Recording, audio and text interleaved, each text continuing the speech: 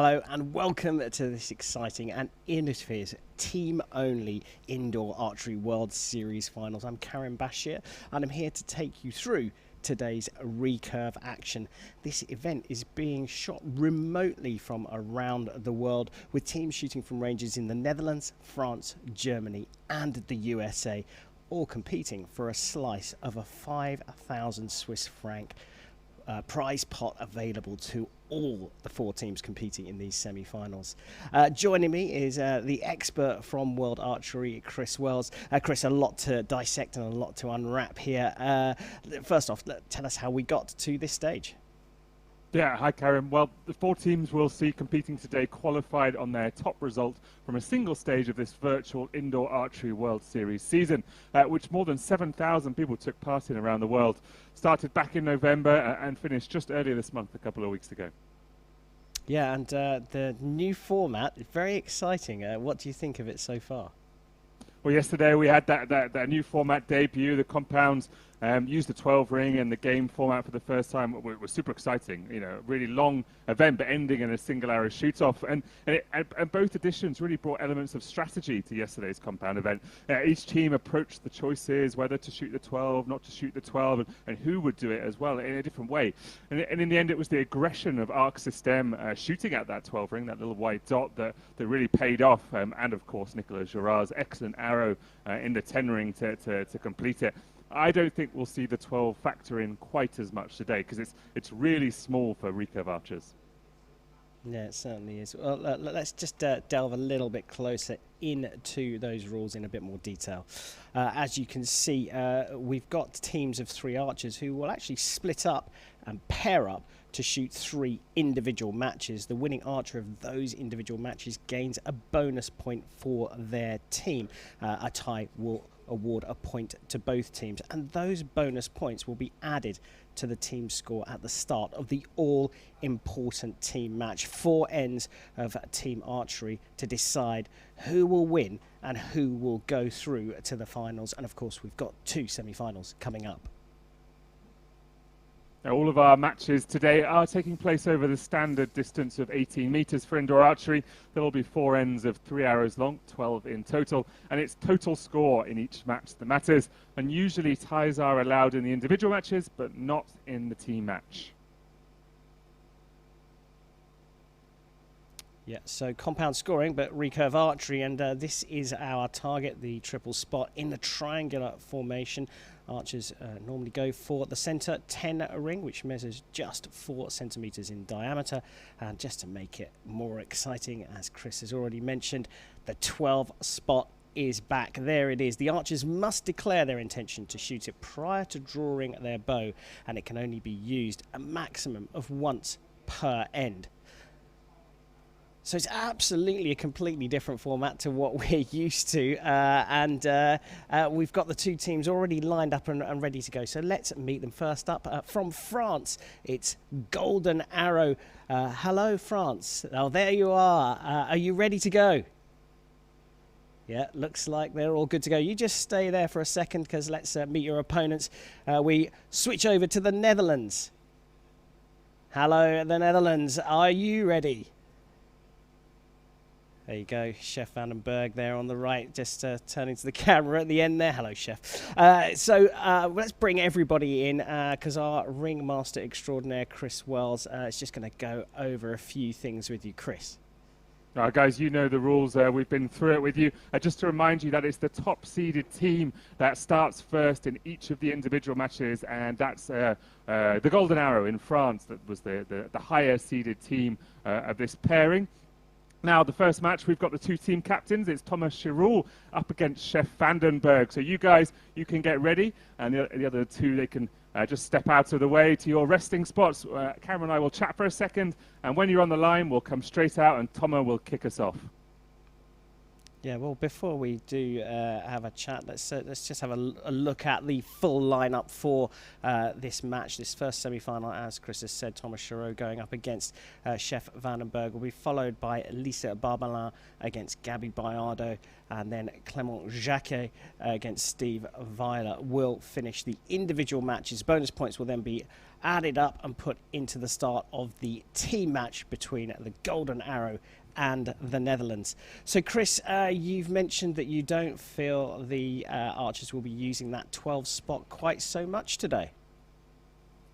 Yeah, it's interesting because Steve Weiler obviously was actually the first person to shoot the 12 ring in competition when we did the lockdown knockout with it last summer. And the order that the Dutch team have put themselves in, he's going third.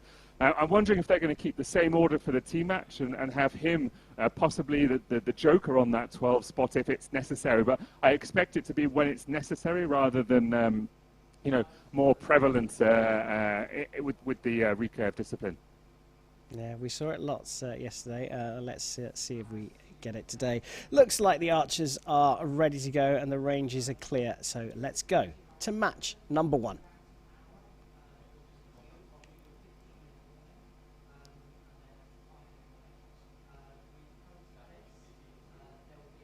So here we are.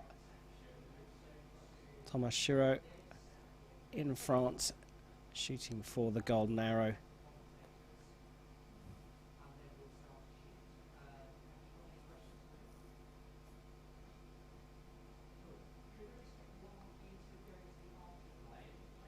So skinnier arrows today compared to the compound day, and that one very, very close, but marked as a 9 to start with. Chef Vandenberg with his first arrow. And that one has just crept into that 4 centimetre 10 ring. So we go back to France, and as you can see, we are alternating as we normally do. But of course these archers are, well, a few hundred kilometres away from each other.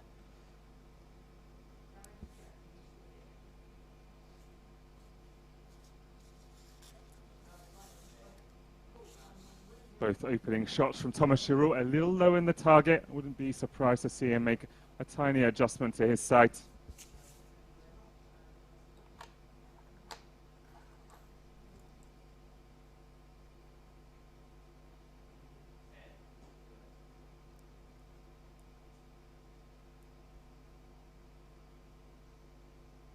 You'll see the archers just looking behind themselves or to the side. That's because they're glancing at the screens that they've got at their end. They've been informed. They've got to wait until they're in shot before they shoot their arrows, and a good finish there for Thomas Chiraud, finishing with a 29, but Chef Vandenberg on for a maximum here.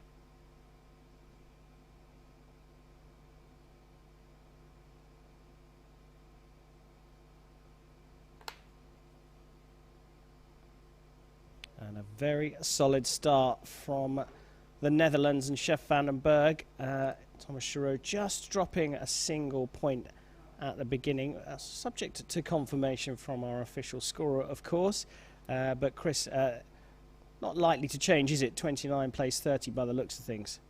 No, it's easier to see with that thin arrow and with the thick line on the 10 ring, that arrow on the left side, Thomas Chiraud, isn't quite touching the edge of the line. I think that'll be confirmed by our scorers. Chef Vandenberg, great start. All a little bit left in the target, though. All left at the central link. Thomas Chiraud all low. A couple of adjustments. They've all had a few hours to practice in the lead up to this match. Practice stops when the match begins. I'd expect them to make some adjustments after the first end. It is obviously all building up towards that team final, and that's when they've got to really be ready. And how much of an adjustment is it for these archers shooting what effectively is with the compound scoring rules? It's been a long time, sir, that we switched to the set system, early 2010, maybe even before. First used in the Olympics in 2012 for recurve archery. There are still disciplines that use it, though. Qualification rounds pretty similar. Field still uses the cumulative scoring rather than the set system. They all know how to shoot arrows, and at the end of the day, whichever format we're using, it all comes down to accuracy, even if with this format it's not always shooting at the center of the target. Yeah, quite right. Well, looks like the targets are clear and the ranges are safe to shoot. So let's go to end number 2.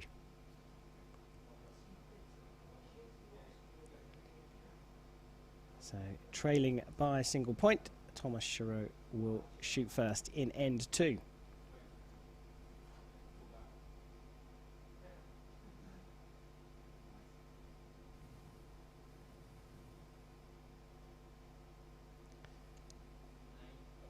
very low in the target again from the French archer. We'll get a 9 for that.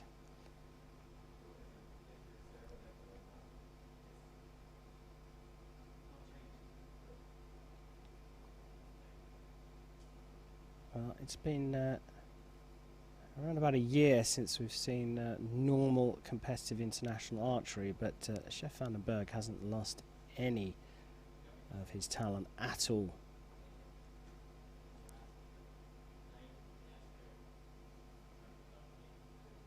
So a bit of height there from Chirot, but still a little left.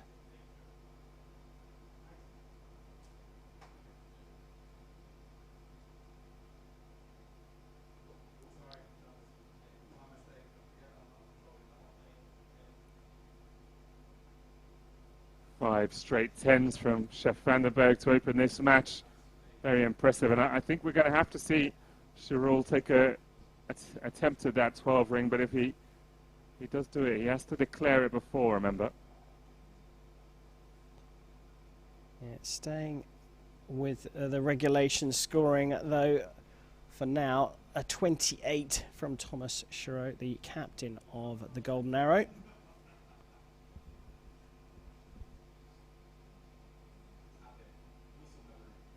And the first drop points from Chef van den Berg, only dropping into the 9 ring, so 29, and he has, despite dropping that point, opened the lead up a little further. Well, Chris, we're just waiting for confirmation of the scores, but I've got to say, Chef van den Berg doesn't look like he's been away from the international competition field at all. Yeah, very impressive start. Even that arrow that's out is only out by a couple of millimeters.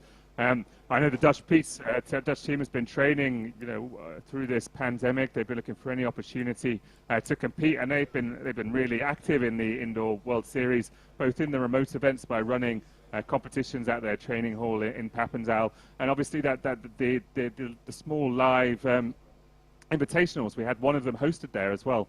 Some of those archers, not Chef, but Steve and Gabby, have travelled abroad where possible to compete in those small events. I know they're raring to get back to normality, and just the chance to compete, even remotely, is well appreciated by those and many other archers. Yeah, and of course by us and the fans as well. It's great to see international archery. Look, they're rocking along nicely here, both in France and in the Netherlands. Let's go to end number 3.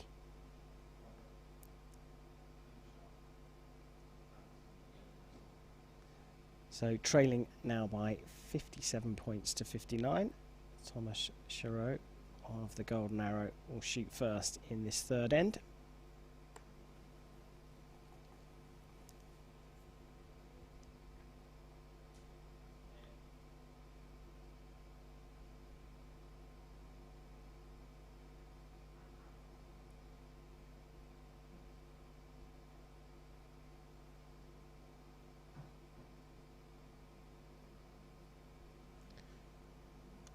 Very solid again from the pair.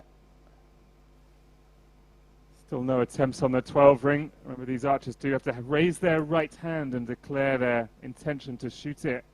Coming into the back end of this match, I wouldn't be surprised to see that temptation creep in. Yeah, I think you might be right. And it's only going to come from the Golden Arrow.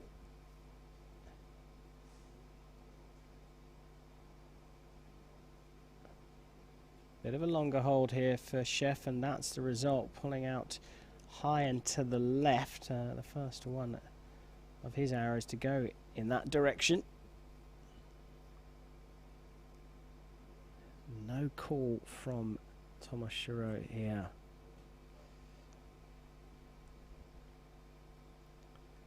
And his first perfect score of 30. Will have closed the gap by 1 if van den Berg shoots a 10 here.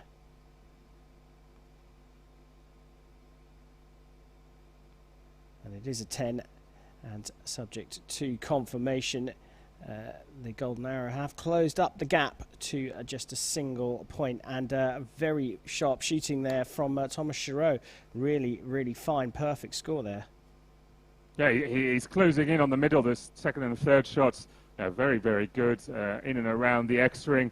Chef Vandenberg, he's edging still left. I mean, he's only had one arrow go out to the side right. I've always loved the way Chef shoots. He kind of looks like he's unfolding when he releases. The release hand kind of flaps around the back of his neck in a very chilled out fashion. Thomas Charoux, sharper, a bit tighter, I would say, a bit more compressed in his shot. Both incredibly accurate. A good comparison, though. Two very young, very talented archers who are expected to do good things when we do finally get back to the World Cup and looking towards the Olympics. Yeah, both very relaxed, but as you say, the process is ever so slightly different, and it's what works, and it's the repetition of that process that's the key to consistent shooting. And these two, well, there's not much between them. 88 plays 87. It's time for the fourth and final end.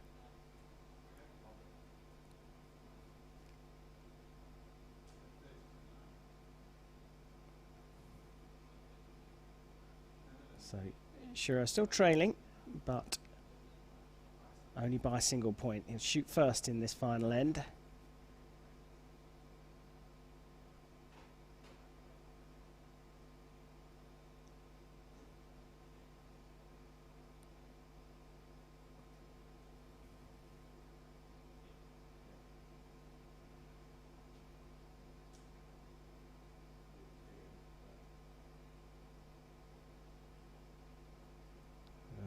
Is very close. I think that probably has clipped the line, so will be scored as a 10. Shiro not going for the 12 just yet.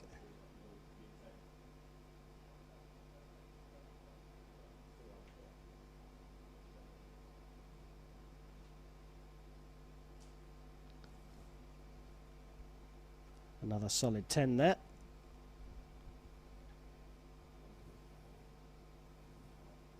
Sure was hoping that Chef makes a mistake with this arrow. It will make his decision easier with the last, putting it off to the very ultimate moment to decide what he's going to do now.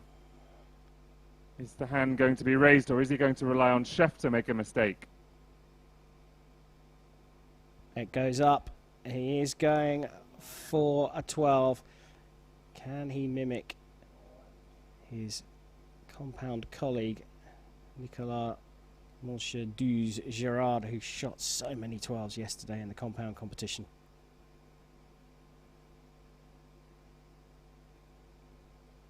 Oh, he has hit it, I think. That is exceptionally close. The angle's not perfect, but it looks very good to me. Chris, would you agree? Yeah, that's a 119, and Chef's got no choice now. Waited till the last shots. He's been forced into this. He certainly has.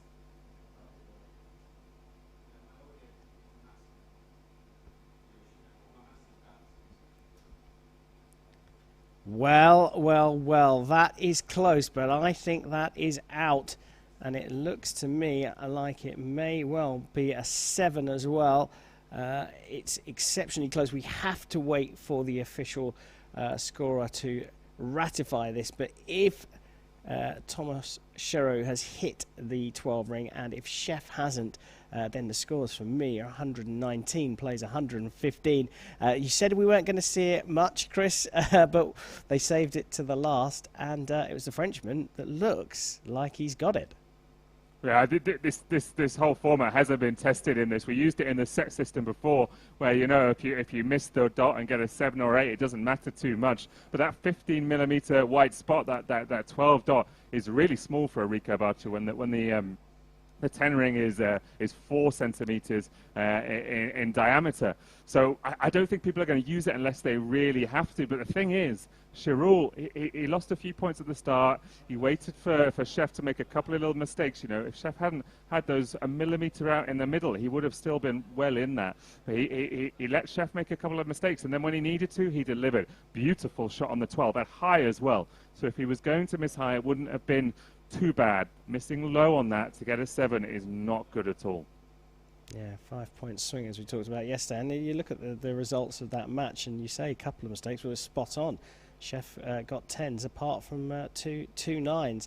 And there is confirmation of the score in the first match. Thomas Giroux, trailing from the very start, hit the 12 spot with his last arrow, put the pressure on his opponent Chef Vandenberg, and takes the match at 119, plays 115. So we didn't see it much, but it was absolutely critical to the first match. Absolutely decisive, and you know, should Giroux have taken an earlier gamble? Maybe, maybe not. He didn't. He waited until his last arrow when he was just one behind and went for the win. He could have simply gone for the 10 and waited for Chef to make a mistake. He's made the big gamble there to go for the 12. If he misses it, he's giving up completely. We'll see if it plays out similarly in this second game. Again, it'll be Lisa Barbalan in France kicking us off. Well, it looks like they're all ready to go. Lisa Barbalan on the left of your screen, Gabby Bayardo on the right. Let's go to match number 2.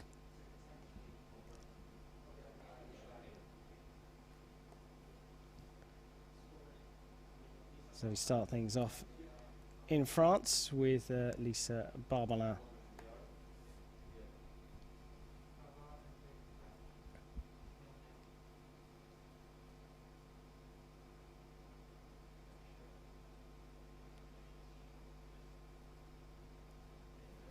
Solid start, just a little to the right, but inside the 10 ring.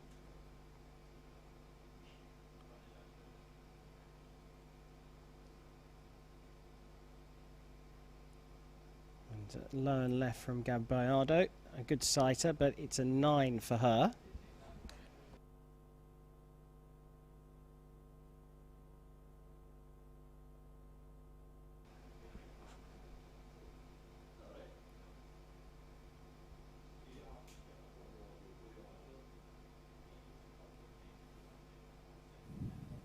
Second 10 for Lisa Barbalan, and we've seen a match between this pair before during this Indoor World Series. They both competed at the Lausanne Invitational in December.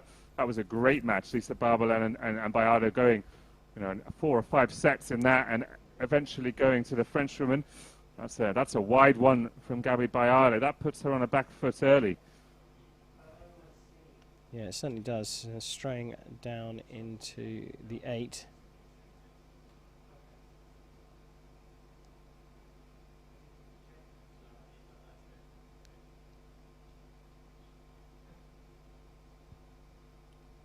A very impressive start from Lisa Barbalan.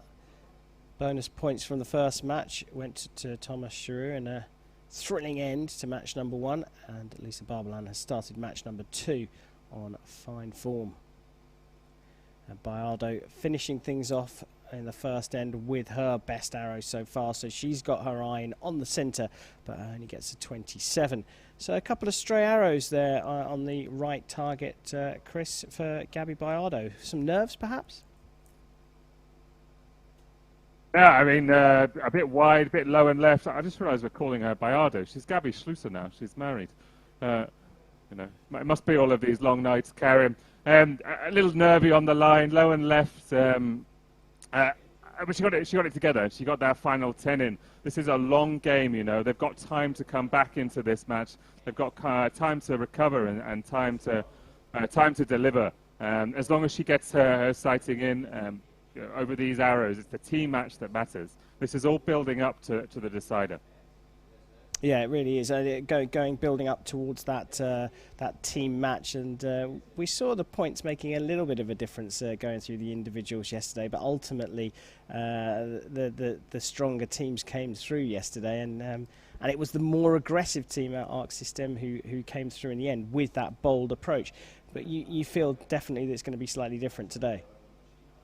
Yeah, it's super risky to go for something only 15 millimeters. You think about the variances in recurve technique are a lot more than in compound technique, and it will only take a little nudge, a little wave to push the arrow out of the small white dot. It's a big risk. It certainly is. Well, it looks like both the archers are ready. Gabby Schlusser is trailing on the right, so she will shoot first. It's time for end number 2.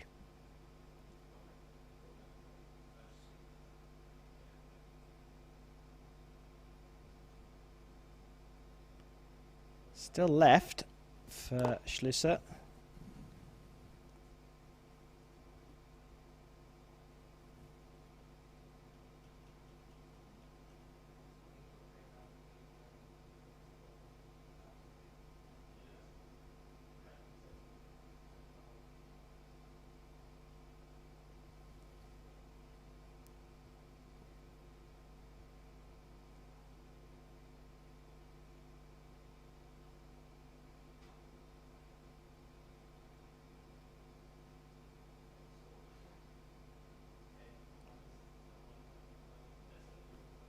A lot of just out nines for Gabi Schlosser. She's aiming at the middle of that target though, so the risk to go for the 12 ring is that she'll be even wider. At some point it's not going to matter. There's only one bonus point on offer in this match, so she might as well start getting some sighters in, especially with the quality that Lisa Barberlin is displaying. 4 arrows in, hasn't missed the 10. 5 arrows in, hasn't missed the 10. Yeah, very impressive performance from the French archer. Guardo with her third arrow of the second end on 18 at the moment in this end. And into the middle. That top target has been her favourite so far. She finishes that end with her 28. But Barberlin on for another perfect score here.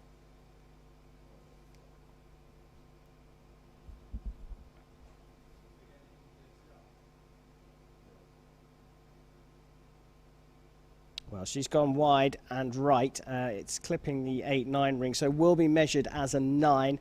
So for me, a 29 plays a 28, and the golden arrow sneak a further point ahead. Well, Chris, I was preparing to say what a solid performance and very impressive performance from Lisa Barberlin, and then she goes and shoots that wild arrow high and right. Well, first off, what's that all about? How did that sixth arrow go so far away from the other 5 that preceded it? No, it's not wild. It's a 9. It looks so well because we're used to this start of this match for Lisa Barberlin hitting so well. You know, it's very consistent, but the smallest variance in a recurve technique can really send things awry. You know, you've got so many points of leverage. For the compounds, you haven't got the impact of the fingers on the string, and it really makes a difference. You've got to execute both front end and back end, front side, back side, and all the bits in between as well. Just not quite delivering on her timing, on her rhythm, on her form, or maybe not even aiming in the middle perfectly with that last shot, but still 4 points in the lead here. Gabi's going to have to make some decisions because theoretically there's only 2 extra points per end available if she wants to drag this back and if Lisa Barberlin continues to shoot perfect. Well, we'll see right away because it's already time for end number 3.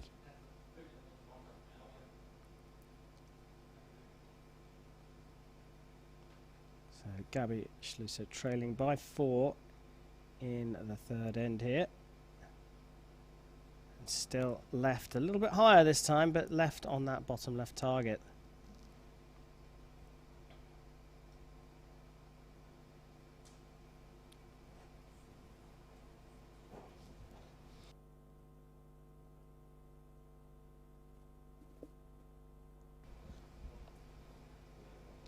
Not quite capitalised on there by Lisa Barberlin, also shooting a 9.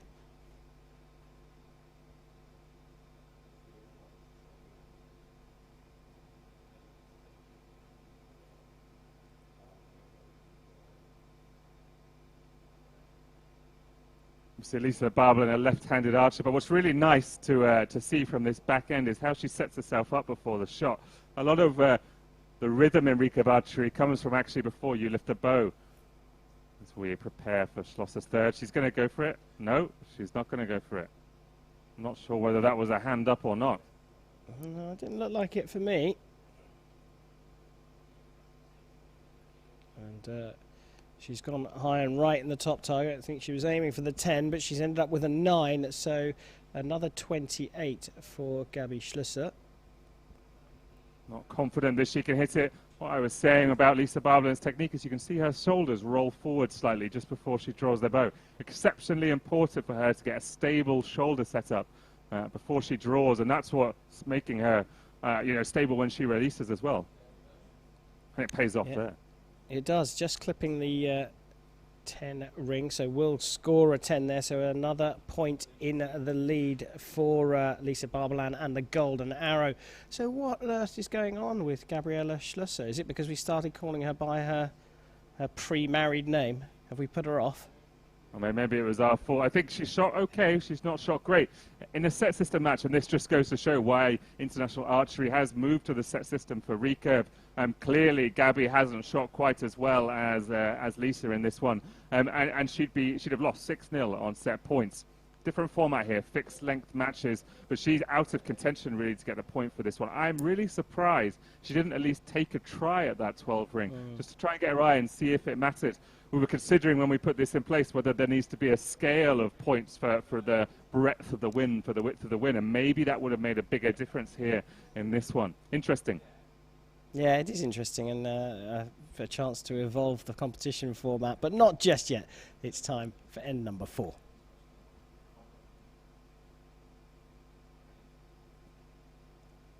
So Gabriela Schlüsser here starts things off, trailing by 5 in the 4th end, and still left on that bottom left target. I mean, the grouping is not too bad on that bottom left target, but they are all outside of the 10 ring.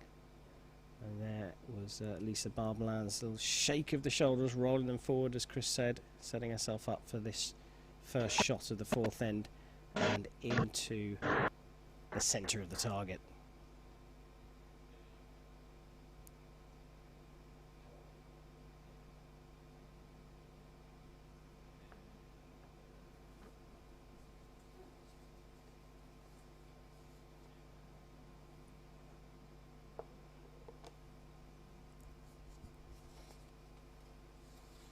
She does that setup with her head facing forwards and then moves her head to the side afterwards. That's because any kind of movement puts tension in the body, and she's got her routine, her rhythm set perfectly.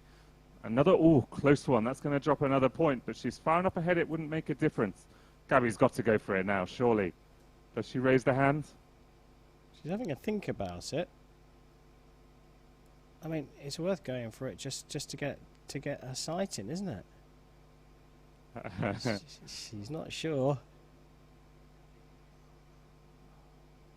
Well, she hasn't raised her hand, so she's just going to practice as normal, getting ready for the team event, I think. And into the 10 ring, finishing off strongly with a 29, subject to confirmation from our scoring team, and Lisa Barbalin on for a 29 herself. If she can hit a 10 to finish things off here. And she has gone into the 10 ring, so that is a 29, and like I say, subject to confirmation, it's 117 plays, 112, but we'll wait for confirmation of those scores. Very, very solid performance from Lisa Barbalin, Chris. No, she opened really well, perfect 30, and just dropped a single point and end. As you can see on the target face, though, one of those holes was only just out to the right, so really, really impressive shooting. Like we said, it kind of match just shows why we've gone to the set system for Recurve Archery. You know, when matches are close, it extends the thing. When matches are not close, it shortens it. And Gabby wasn't keeping up in that one. I am surprised she didn't go for the 12 and just try and claw her way back in. But if she's not confident, what's the point in one way? But what it does show is that she's probably not going to be that archer that shoots on the top spot in the team match, because she didn't take an attempt, she didn't try and get a sight in. She's going to be relied upon to go for the 10 ring. Yeah, I think you're right. So the order for the Dutch team perhaps predicated by her current performance. I think we have had confirmation now that the scores did finish 117 to 112. So a very dominant win for Lisa Barbalin, but only one bonus point for the golden arrow to add to the one that Thomas Schiro got in the first match. Well, look, we didn't see it yesterday, but it's possible now that one team could go into that team match with all 3 bonus points if Clément Jacquet can follow suit. And here is the story so far: 119 plays, 115, a 4-point swing for Thomas Schiro in match number 1, a 5-point swing for Barbalin in match number 2, and those 2 bonus points going to the golden arrow. So, Chris, do you feel that if Clément Jacquet gets the final bonus point for the golden arrow, that really does give them a massive advantage going into the team match? A 3-point advantage when it's difficult already to go for the 12 ring. I think that's going to be tough for the Dutch to come back from, but I don't think this is going to be an easy match for Clément Jacquet. Steve Weiler, fantastic archer, and we've seen him shoot nothing but 10s in match play before. We certainly have. Well, they are ready to go. in both the Netherlands and in France. Let's go to match number 3.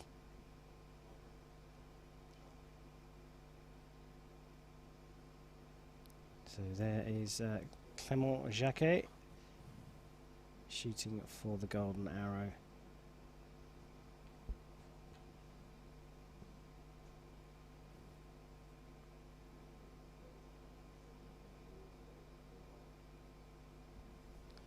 That's a close one.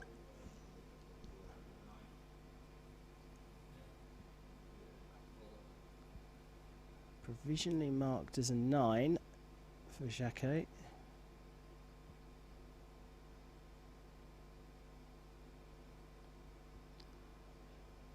Nine from Violet as well. So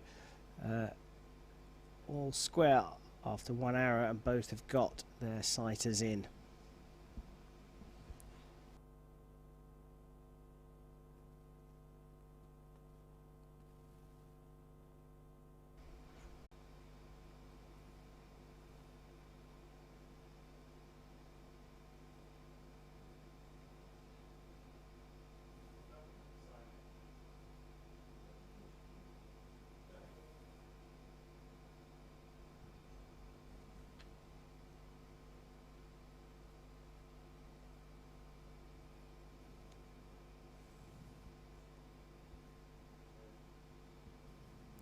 Well, marked as a 10 there for Steve Violet, so scorer thinks that has clipped the line.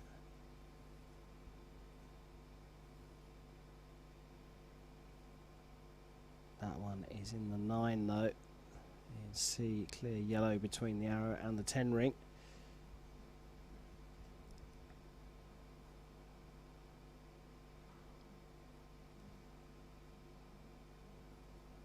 That one looks like a 9 as well. These two are playing a game of copy me.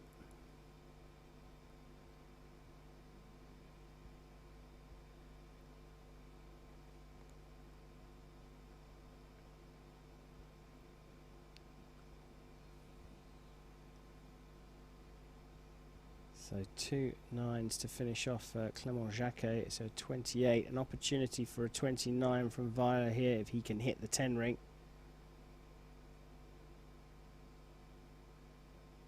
And he does.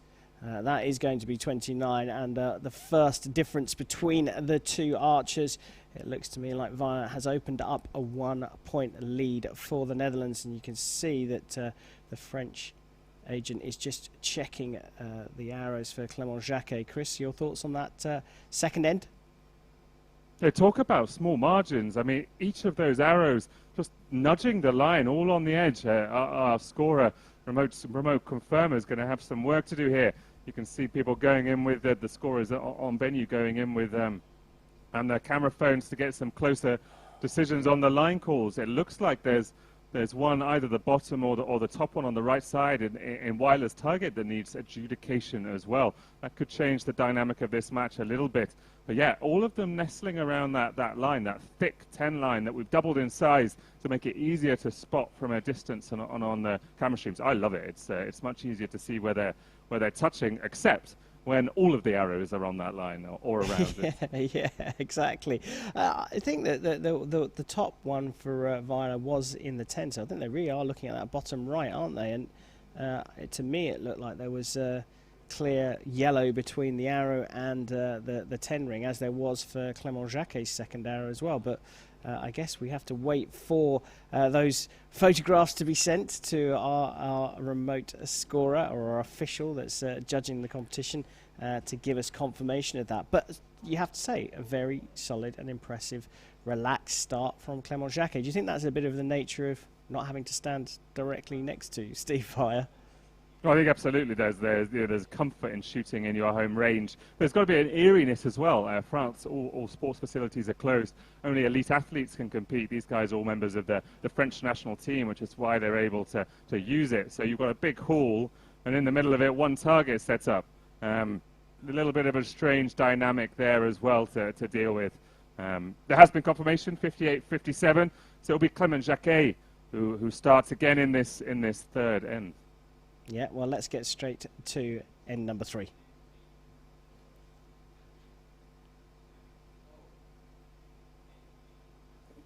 So now shooting first because he is trailing. Clément Jacquet in France.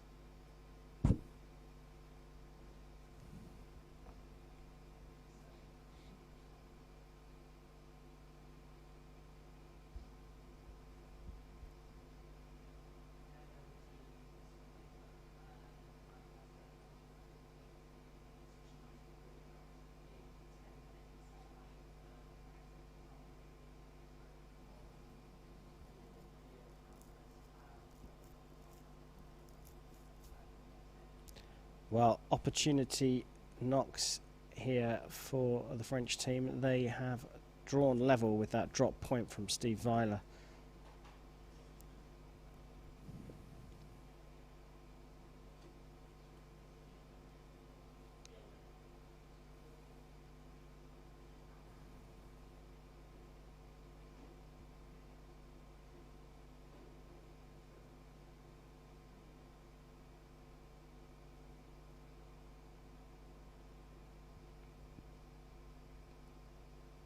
Back to all square.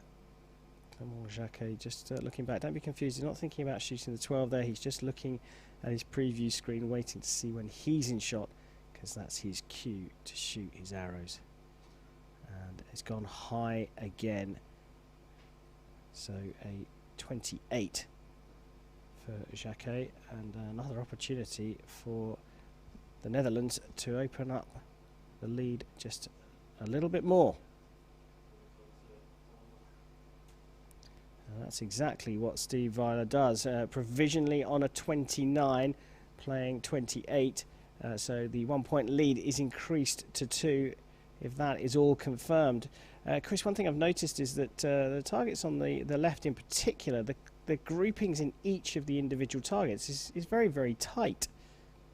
It's interesting, isn't it? We have this normally with our vertical triple spot. You'll see some people are more comfortable on the low one, some people are more comfortable on the middle, or some people are more comfortable on the high.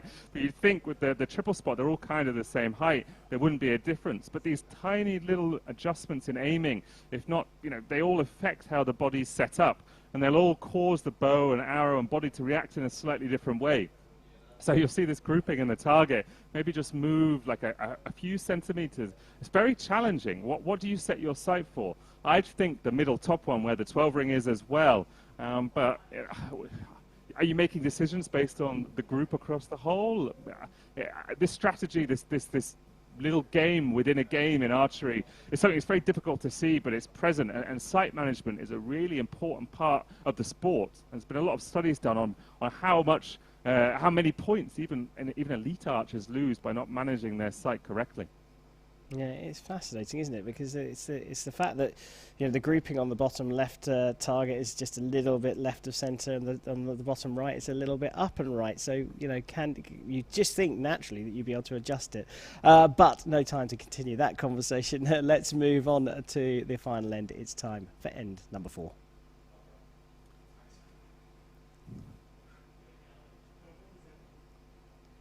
So trailing by a couple of points.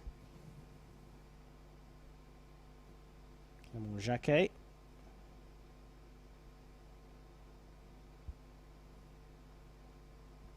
Straight into the 10 ring, and you see that cluster there of holes on the left of that arrow in the bottom left target. All still very close indeed.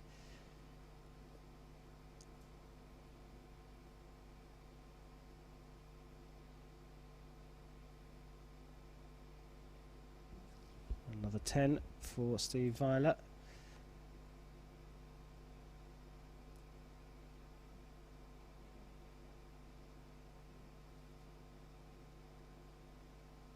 Solid stuff from Clément Jacquet, but he needs Weiler to make an error here.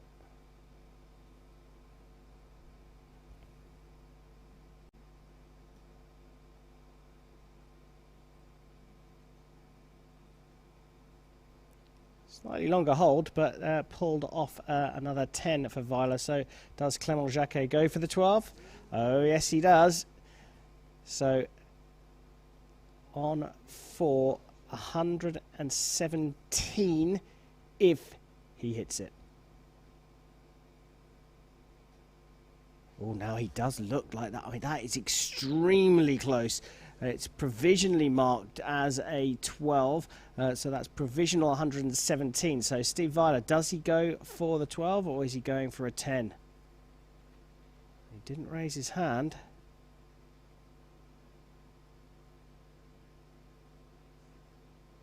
He's gone for the 10. He's got the 10. He's got the regulation maximum of 30 in the final end, which puts him on 117. So provisionally a all-squared tied match, which is not a normal thing in archery. But is it a 12 or isn't it a 12, Chris?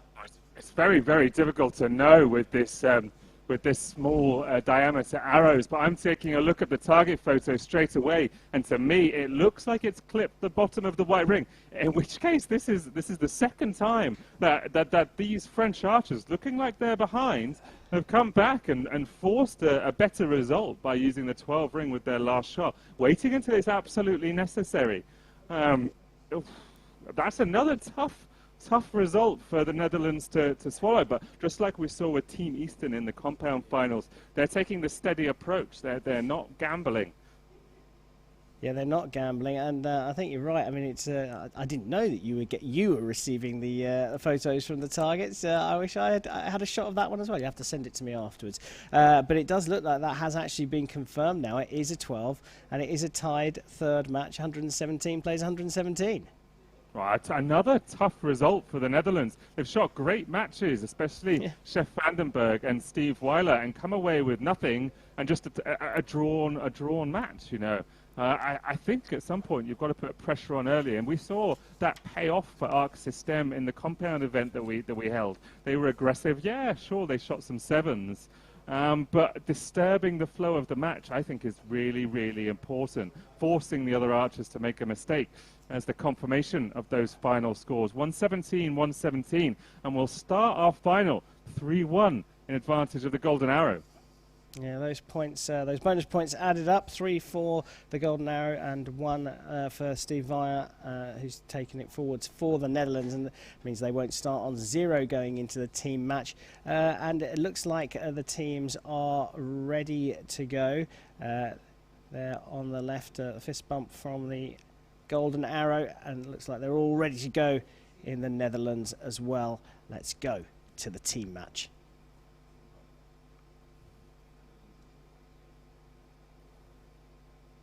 So it's all going to be about the orders. So we've already alluded to the fact that we don't think Gabby Biardo will be the one that goes for the 12 spot. Looks like Steve Weiler there is getting ready to shoot first for the Netherlands. Of course, trailing by 2 points, they will shoot first. Still alternating the order in this one, so it'll be 1 arrow from the Netherlands, 1 arrow from the Golden Arrow. It's a good start from Steve Weiler. Yep, just come off the shooting line, having drawn his individual match. So all warmed up. We switch back to France with Lisa Barbelin.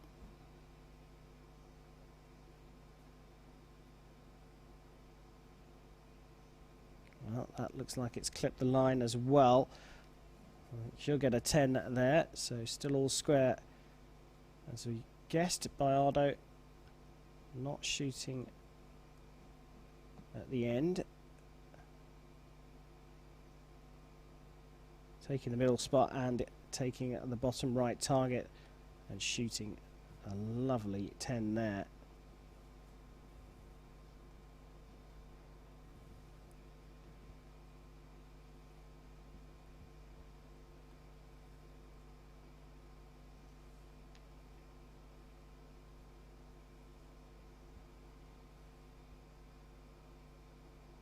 So it's Chef Vandenberg, team captain in the anchor position for the Netherlands. That top spot open. They're not going to take it early. Looks like he'll be the one doing any gambling that comes into place later. Just to pull that one a little bit, but it's hit the 9-10 ring, so will be a 10. So 31 is the finishing score after end one of this team match.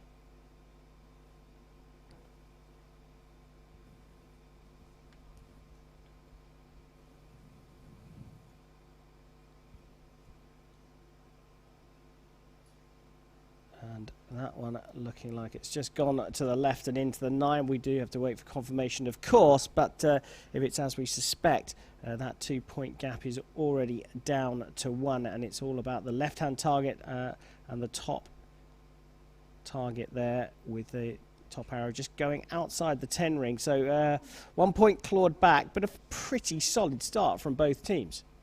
No, nothing in doubt there, but that lead, that bonus point lead that's been hard-earned by taking those gambles with those last arrows, is already down to 1 point after 3 hours of this final. Very different format to our standard team matches. Normally there's rotations of 3, and people have a chance to get into a rhythm perhaps, but there's much longer ends. You know, here it's just 1 arrow.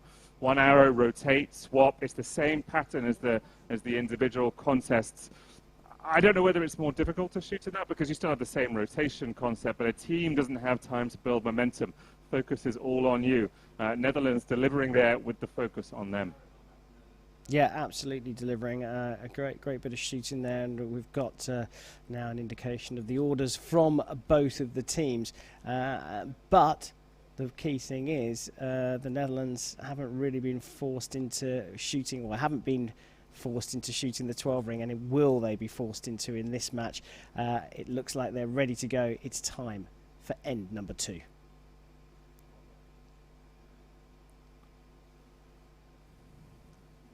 So Steve Weiler ready to shoot. So Chris, just picking that thought up, I mean, do you think the Netherlands are just going to leave this until the end again and only shoot the 12 if they absolutely have to? I think that's the format, the style, the approach we've seen from them. Look at Steve Weiler's bow, lovely painted in the colours of the Dutch flag. That's a nice one, and if he keeps shooting 10s, and there's a couple of mistakes from the golden arrow, they won't be forced into doing so, but it's a dangerous game to play, considering that both Thomas Giroux, who's shooting first in this formation, he shot last in the previous, have hit the white dot. Yeah, change of order from the French team. Good spot.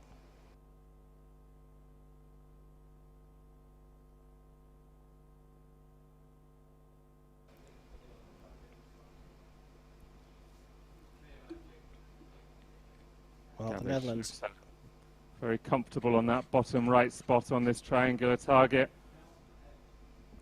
Team round goes much quicker when it's alternate shooting. 1 arrow, 1 arrow. We don't see the rotation of the team so much. I'm not as critical here because you don't have the 1 meter line like we do outdoors.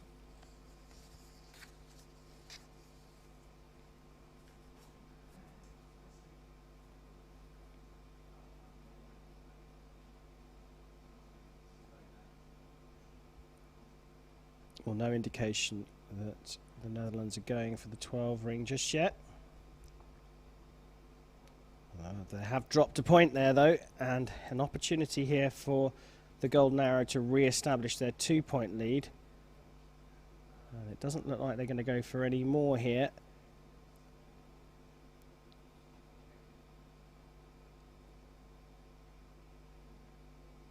And Clément Jacquet scoring a 9 as well, so a 29 plays 29, so the gap does remain provisionally at just 1 point.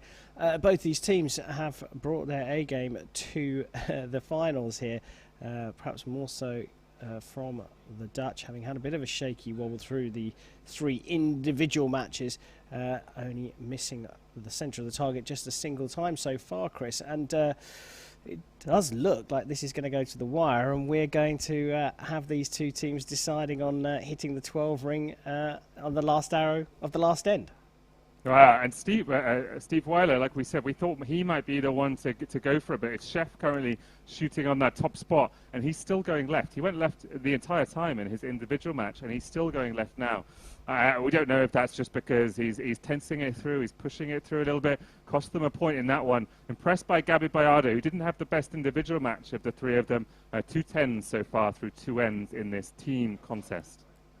Yeah, but the golden arrow chipping away quite nicely. They're ticking away. They've only dropped 2 points as well in this team match, and they came in with a 2-point lead, and they're still holding on to one of those points. It looks like they're ready to resume this semi-final. Let's go to end number 3.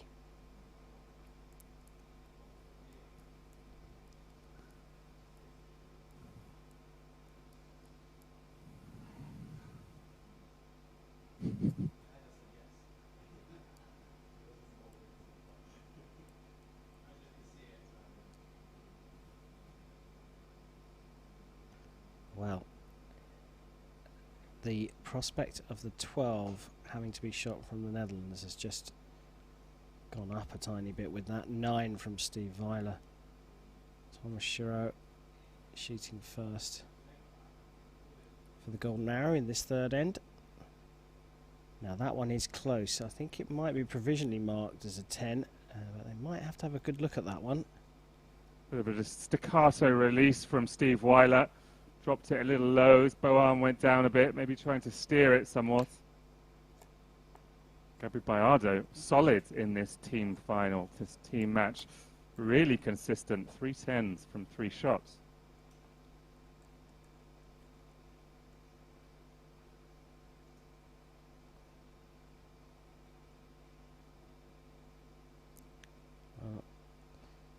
Golden Arrow dropping a point themselves now, so parity restored. Chef Annenberg perhaps having a little think about whether to go for the 12, but electing not to on this occasion. And that was strange. That was another change in order from the French team, putting Clement Jacquet on a different spot. Chef. Oh, long time at full draw for Chef Vandenberg, and he really forced that one out and threw it high and right. Risky move, though, from the Golden Arrow, not only to move Clement Jacquet, but of course Lisa Barbalan has got a move as well, and she hadn't missed so far in this match.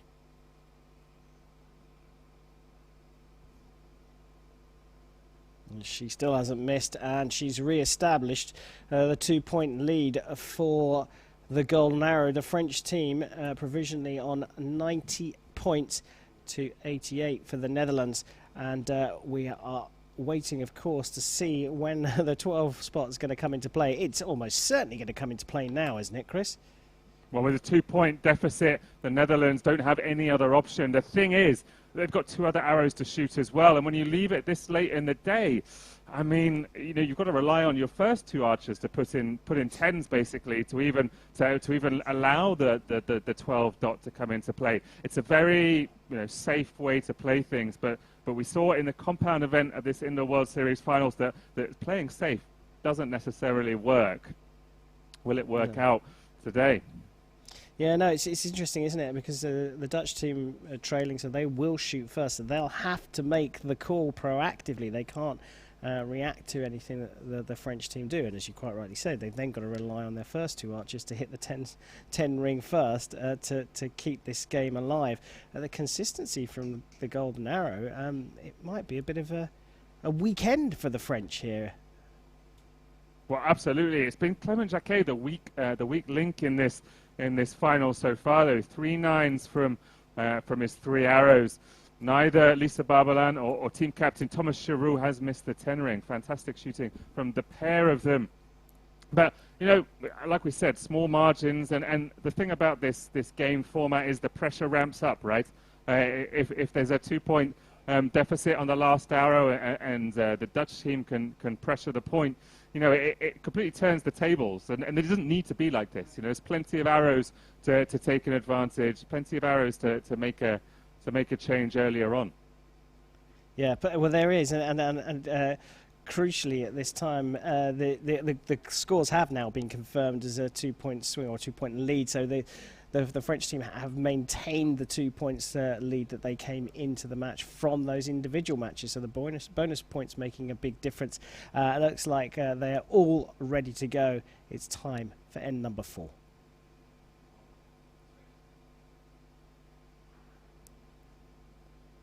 So Steve Weiler shooting first, and there is confirmation of the current score.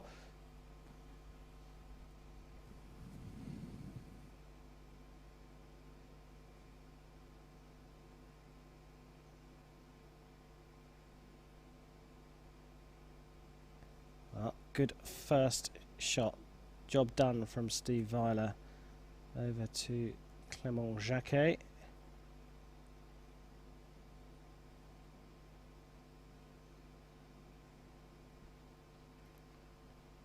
And now that's dropped into the 9 for me. So a notional 1 point gain for the Dutch team, and Gabby Schlusser on the shooting line. Now she's put it into the 9. Wobbly at full draw. Seems like she had to make an extra effort to come through. It's not what she needed in this last end after 2 solid shots. Thomas Giroux taking his time with this one. Yeah, that's a bit unusual. Taking a long time there to set himself up, but he's ready to go now.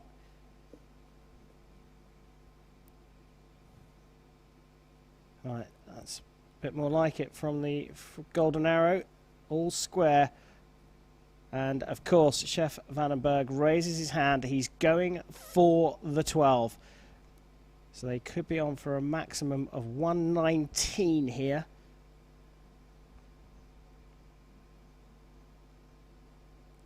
Well, it looks like he's hit that, and he had to hit it because it was low. They've gone to 119, so now Lisa Barbelin will be on the shooting line. Does she go for the 10 and the draw, or does she go for the 12 and the win?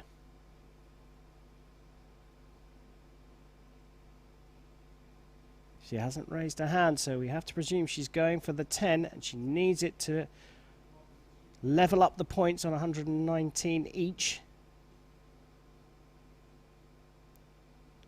Oh, and she has just clipped it inside that 10 ring. A really great performance from Lisa Barbelin throughout the team match, and we wait for confirmation, but the Dutch team were forced into shooting the 12. Chef Vandenberg delivered, and they are all square at 119, subject to confirmation. Chris, well, you said yesterday there's no chance after 3 individual matches and a team match that we're going to have the scores tied. It's just not going to happen.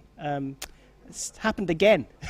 And what about that? I mean, the Dutch team had 2 matches stolen from them. The first individual, the third individual, because the French teams, Giroux and Jacquet, were bold and went for the 12. And Chef Vandenberg, when it matters, has done exactly the same thing. The Golden Arrow had enough points in that, were completely in control, but just a few too many 9s from Clément Jacquet just allowed them to stay in it. And just think, if Gabby Schlusser, who hadn't shot a 9 in that final, got a 10 with that one, and Chef had got the 12, they'd have won it outright. But now we get down to another shoot-off, and I will be eating hats and shoes and all kinds of things, because this one's tough. The rules go completely backwards. We've had so many arrows, and now it comes down to 1 to win. The team captains have got to choose just a single archer from their teams to decide this match now. Well, let's just have a look at the rules, and you can talk them through how this shoot-off is going to work. Yeah, so one archer from each team, chosen by the team captains, is going to step to the line right now. 1 arrow at each, and it's simply closest to the center wins. They can shoot at any of the 3 spots, but after this hour-long competition, this hour-long game, we're all tied, and it'll be just 1 arrow that ties it. The golden arrow will shoot first in this, and the 12 ring is completely out of play. It's closest to the center X. Right, well, there you go. So we've had 3 individual matches and a team match, and we can't separate the teams. I suppose one good thing for sure is that you don't really need to think about the scoring format. You don't need to change that at all. You know, a bigger win in an individual tournament shouldn't get you 2 points, because I like this. I like it that it comes all the way down to all these arrows being shot, and after 3 individuals in the team match, we are down to a 1 arrow shoot-off. I'm not quite sure if the teams are quite ready yet. Maybe they've been listening to you to remember what the rules are for this shoot-off. But like you say, extremely tough now. And would you favour the Dutch team right now? Well, a bit of momentum coming in off that 12. We've been chatting a bit too long, perhaps. Let's have a look at who they've chosen to shoot their shoot-off arrows. It'll be Thomas Giroux on the one side, the team captain from the Golden Arrow, but it looks like it's Steve Weiler rather than team captain Chef Vandenberg, who's going to be delivering this tie-break for the Dutch team. Yeah, well, they are ready. You're quite right. It's time for the shoot-off.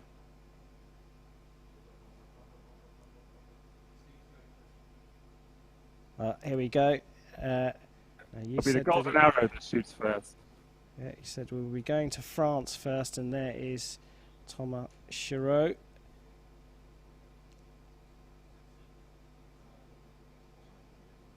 Just going through his routine like any other shot here. A huge amount of pressure on this one.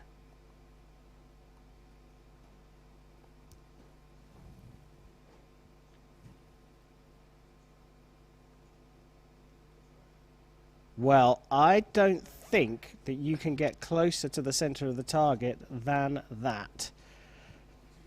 Over to you, Mr. Weiler.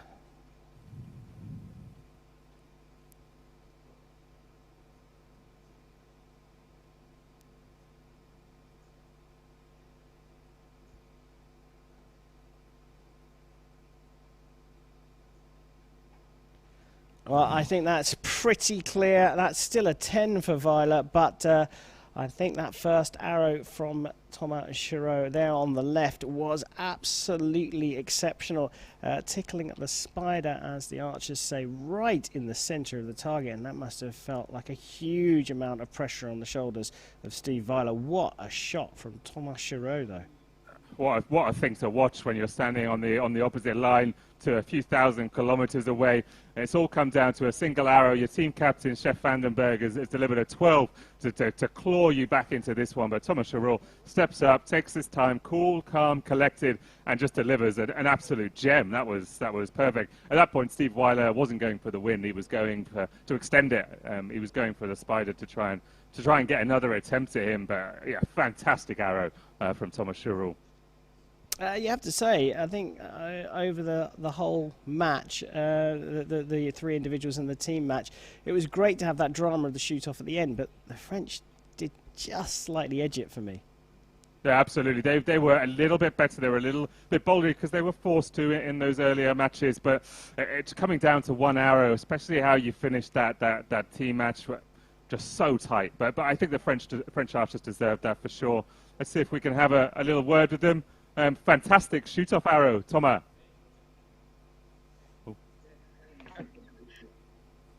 Yeah, it was a very close match and finished with a shoot-off on team match. It was really impressive, and it's very cool to feel the pressure on that shooting, because it's been a long time that we didn't compete really, and this type of competition is very interesting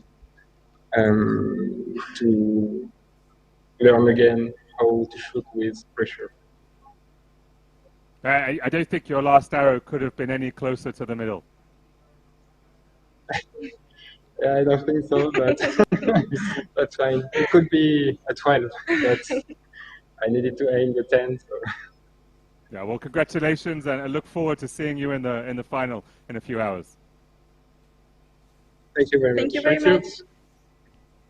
Yeah, brilliant team, and a very, very young team, and they've made it through a shoot-off into the finals. Congratulations to the Golden Arrow. Brilliant performance, and an exceptionally young team as well. The future's looking very bright in French recurve archery.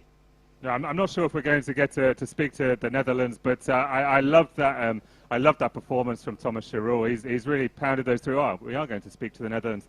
Guys, can you hear us? Commiserations. That was a tough one.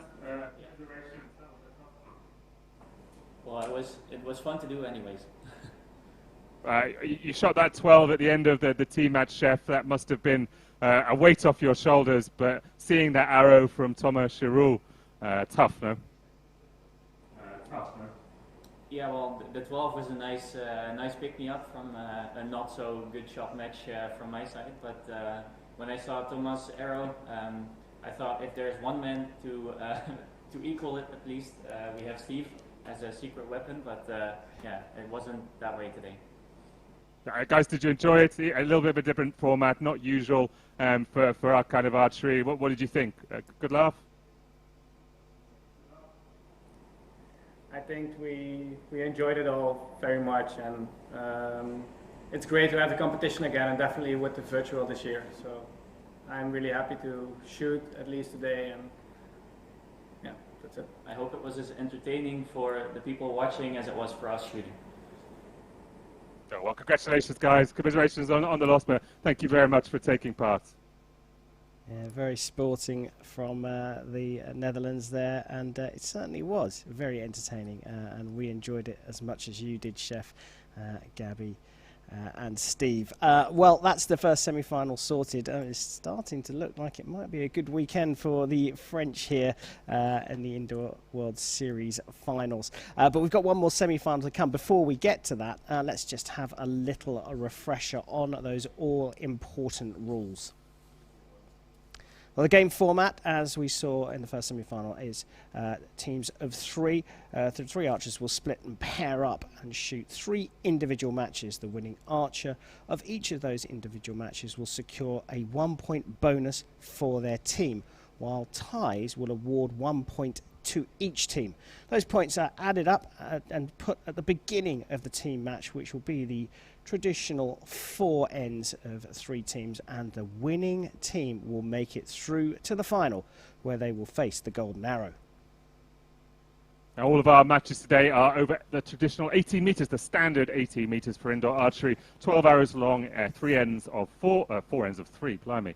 And it's cumulative score that matters. God, I can't do maths. We've only been doing this an hour and 15 minutes ago. Cumulative score, so the total score that matters, and ties can happen in individual. Brilliant, Chris. Clear as mud. Here's the target that we're going to be using today. It's the triple spot, but it's going to be in the triangular formation. The archers would normally go for the centre of the target, that 4 centimetre 10 ring, but we've made it more exciting with the 12 spot. The 12 spot is back just 15 millimetres wide, and archers must declare their intention to shoot it prior to drawing their bows, and it can only be used a maximum of once per end. So it's all very, very different, and I'm told that we are ready to go to the teams. They are already lined up for our semi-final number 2. The sun's up in California from the US National Training Center in Chula Vista. It's Lancaster Archery Supply. Hello. There they are, all ready to go. All masked up as well. Good to see. Let's see who their opponents are. Well, it's Germany and Beiter. Hello, are you ready? Hello. Yes. They look like they're all ready to go. Well, Chris, I'll hand over to you to speak to both of the teams. Before we kick off, Lancaster guys, if you could just make sure your scorers got in touch with our competition control before we kick off, because we need to make sure we get your confirmations coming through. Guys who've been through the rules with you, just make sure you put your hand up and say 12 if you're going to go for the 12 ring, and it'll be the highest seeded, the archer from the highest seeded team that will start off each match, and that's our top seed, Lancaster, in this contest. Who's up first? I've forgotten. Who's up first? We've got Lisa taking on Brady Ellison in our first match. So you guys can get ready and get your bows up and get to the line. The other guys can get to your resting positions. We'll just have a look at the rest of the matchups, and then we'll cut out when you're on the line to start things up. Chris, do you need a power nap? Look, as you said, here are the lineup. 2 Olympic medalists from Rio 2016 first. Brady Ellison up against Lisa Unruh. Then we've got Casey Calfold up against Florian Unruh. And it's Jack Williams up against Felix Weiser in the final match of the individuals. Bonus points will then be totted up and put into the start of the team final, the all-important team final, with Lancaster up against Beiter. Well, Chris, did that give you enough time to have a little snooze? Are you ready for this one? Have you got your calculator out and the names correct for the lineups? Yeah, we're just going to hold on a second to make sure we've got that scoring sorted out before we kick things off, I think. I've had a little snooze. 2 Olympic medalists going up against each other from the last games, Rio 2016. Brady, silver medalist in the men's event, and Lisa, a bronze medalist in the women's event. Interesting. We don't normally get to see these kind of archers shoot against one another, do we? No, we certainly don't. And just to give the folks at home an idea of what you're talking about, why are we waiting? What is the reason that we're waiting for this confirmation? We have an off-site confirmation of all the scores when they've gone down to check. We just need to make sure that we're getting the messages back and forth over on both sides, so we just get something fair. You know, we don't want any issues with the results. We want to make sure that we've got a fair result for both teams today. And that is being reported back to Archery HQ in Lausanne, is it? We've got our competition control over in Lausanne. Yeah, he's confirming all the scores, and that's what's making sure we've got a fair event here. Just even though we've got two separate locations, two in entirely separate ranges. Yeah, 2 locations. So we're getting a thumbs up from Brady. Chris, are you happy for us to start the match? If he's giving us a thumbs up, that kind of says we're good, doesn't it? Let's kick off. Yeah, okay. Well, it's time for match number 1.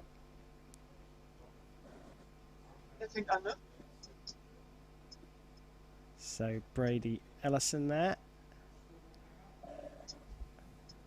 ready to get this semi-final underway, shooting against Lisa Unruh. Sighter for a 9.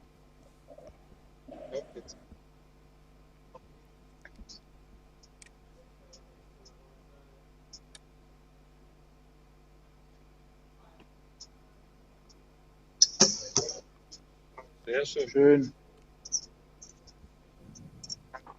And straight into the centre for a 10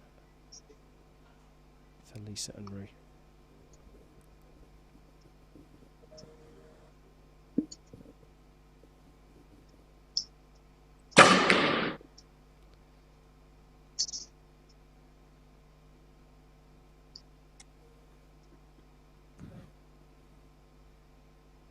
Lisa shooting at the club in Berlin, the archery centre in Berlin. Look at all those medals on the wall.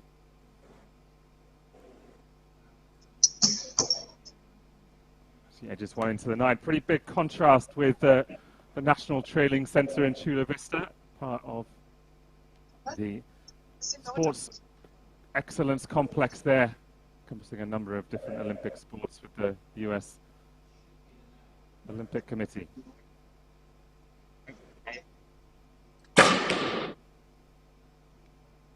So 29 provisionally for Brady Ellison.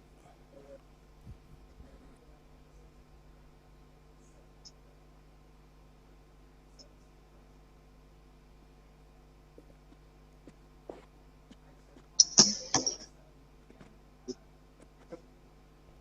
that looks to be a 29 for Lisa Unruh as well, just clipping the line at the top target.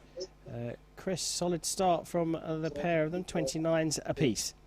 Yeah, we'll definitely get a closer look at that top spot. It looks good here, but you know we're only watching it over the camera feed. Maybe some pixelation, something we can't quite see.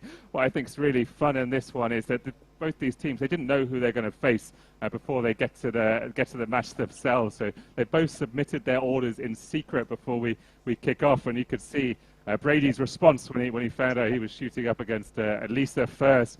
Tough matchup. Lisa Unruh, the silver medalist from Germany at the last Olympic Games, recovering from a shoulder injury and a shoulder surgery over the last half a year or so. But certainly looks back in the game. She won in Nîmes, the bonus event, approximately a month ago, and she's looked pretty good to start this second semi-final game off. Yeah, a lot of archers and a lot of athletes from many sports have suffered, in inverted commas, from the delayed Olympic Games of 12 months. But in fact, Lisa Unruh is one of those athletes that's perhaps benefited from the delay to get in that repair of her injury. I mean, it is what it is, right? It's not a situation any of us wanted to be in. She took the opportunity when it presented her to, I think, to get that surgery and get recovered ahead of the Olympic Games. So, yeah, she's perhaps benefited, but she's also got to get back to the level she was beforehand. And she was at an exceptionally high level. Since 2016, Lisa's been fantastic. Obviously, German team also contesting with the the shock retirement of Elena Richter, the second member of the German team, who's like Lisa has won a World Indoor Championships in the past. Just see that the competition control's taking a really, really close look at that top arrow from Lisa Unruh. It's touching the line, but my, is it close. Yeah, there's no confirmation yet on our little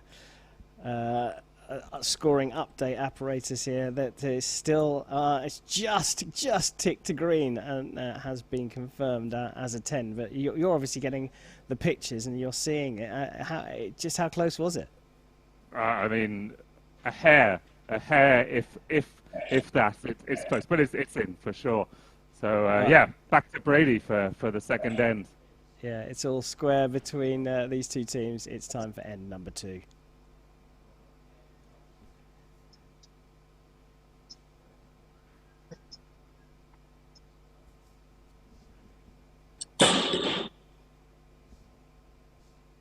Better start.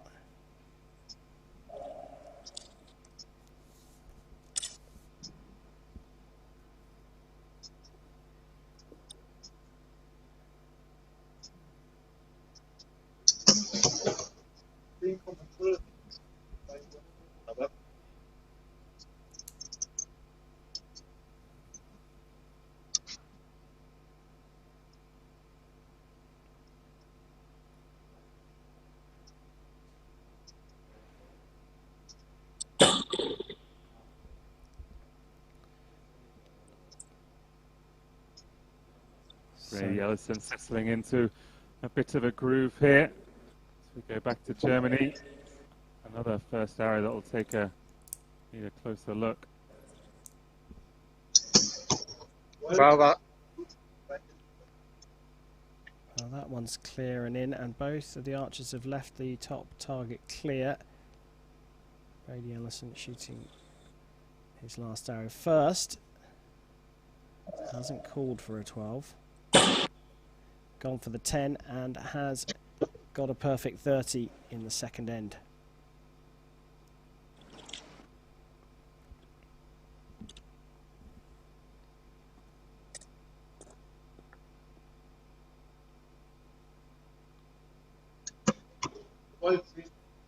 Sehr schön. So a provisional 30, but Chris, you got a question mark on Lisa Unruh's first arrow, I think. Yeah, well, whichever angle you have the camera from, you're never gonna be able to move around it and see if it's touching that one on this side of the 10 ring. It obviously needs a closer look before it'll be confirmed. I think it's probably hit. We've got that black line, as we said, much thicker than normal, so it's easier to spot on the camera. And I think that one has just clipped the outside edge on the bottom left. Getting into a groove here, two fantastic archers, a lot of 10s going in, and yeah, you know, the pressure's going to build the longer this game continues. And do you think that they'll pull the joker out and go for the 12 at the end, or will they just say, well, hold on, this is just the first match of 3 individual matches, let's just bed something in, get some solid points on the board, share the bonus points potentially, and move on to let the others decide whether to gamble and go for the 12? But the option's always there, you know, and the thing is, the doubt might creep in a bit. I think bold is good. I think there's got to be some boldness here. But the thing is, if, for example, one of these archers was to go for it and miss it, they basically handed the match over to the other archer. So it's about the amount of confidence that they've got in their ability to hit that white dot.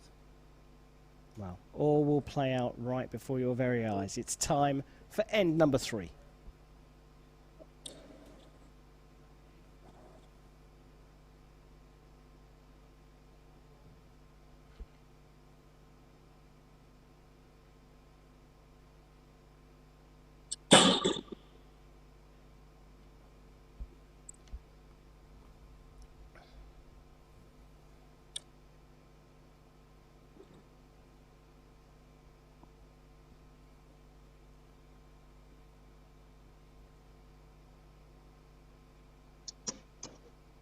Sehen auf 9 Uhr.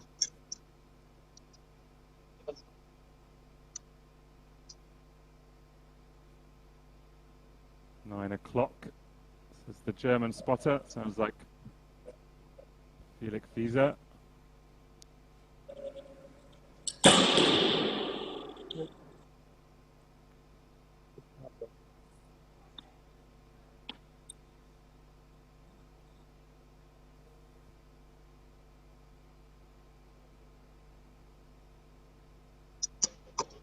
Sauber.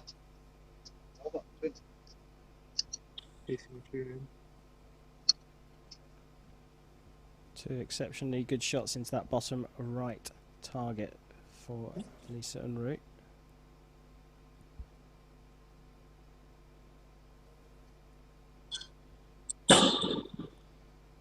So, no 12s called, but the regulation maximum of 30 for Brady Ellison.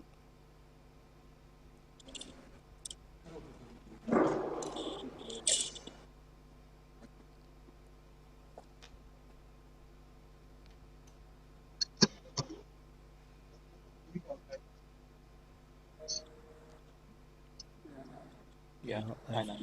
All gone high, and the top target on the right for Lisa Unruh, that one has gone high enough that it's outside of the 10 ring, so a provisional 29 for her. Again, we've got this story of groupings in the different targets. This is a good shot actually, where we see that Unruh's grouping in the bottom right target is her very best, and for Brady, perhaps surprisingly, it's that top target that's his best.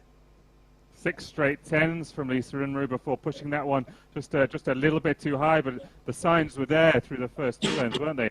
Both of the previous shots are just in on that top spot.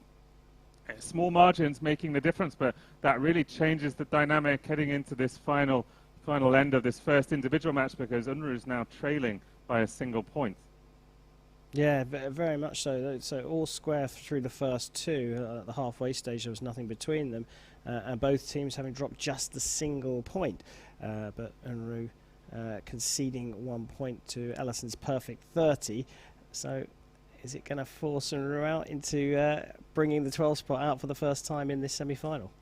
Well, and this is the thing, because she's shooting first, now trailing, she has to shoot her last arrow first. So if she decides to go for it, it dictates the match. And this is what we see in the, yesterday and previously. If you take advantage early, you take control of the pace. They're ready to go. Let's take control of the pace ourselves. It's time for end number 4.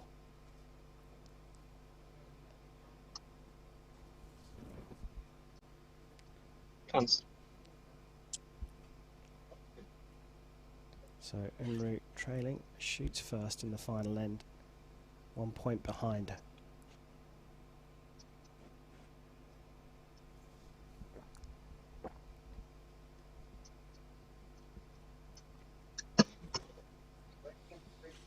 Well, the door has opened up a little bit for Brady Ellison here.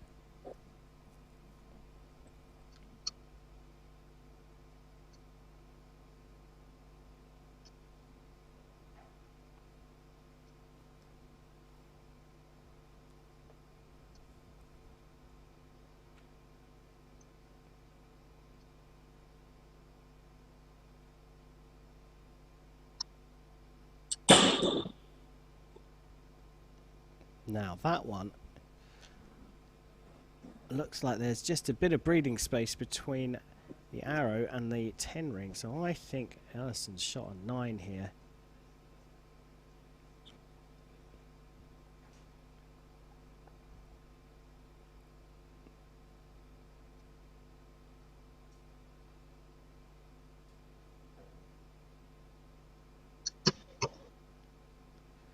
Well, that's another 9 from Unruh. And that's a happy result for Ellison, because it puts the deficit back to 2 again if he can shoot a 10 with this second arrow. Going a bit slow with cutting between here. Unruh pushing them high.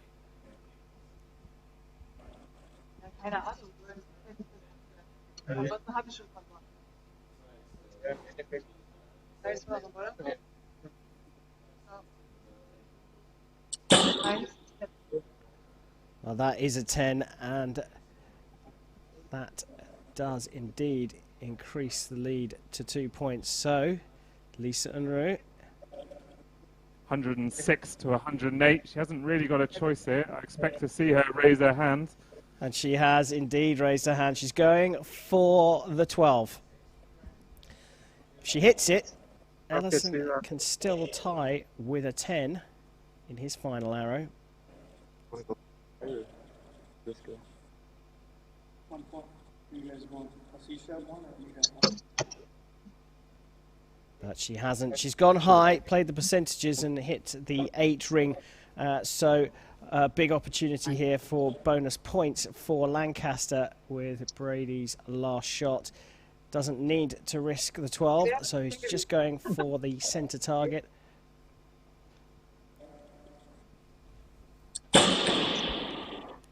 Looks like he's just crept outside, but no matter. He didn't need to hit the 10. Provisionally waiting for confirmation. It's 117, plays 114. We're just waiting for confirmation. Chris, well, Brady didn't need the 10 in the last arrow, and the grouping's still in that top target. Very good, but it looks like it is a 9. Yeah, I thought he might have had a go at it as well, just to get a practice shot in. Not maybe just wanting to finish off and take his 10 or 9 and leave with the single bonus point. You know, such an advantage. It wouldn't have made much difference. But Lisa Unruh was very close with her last arrow.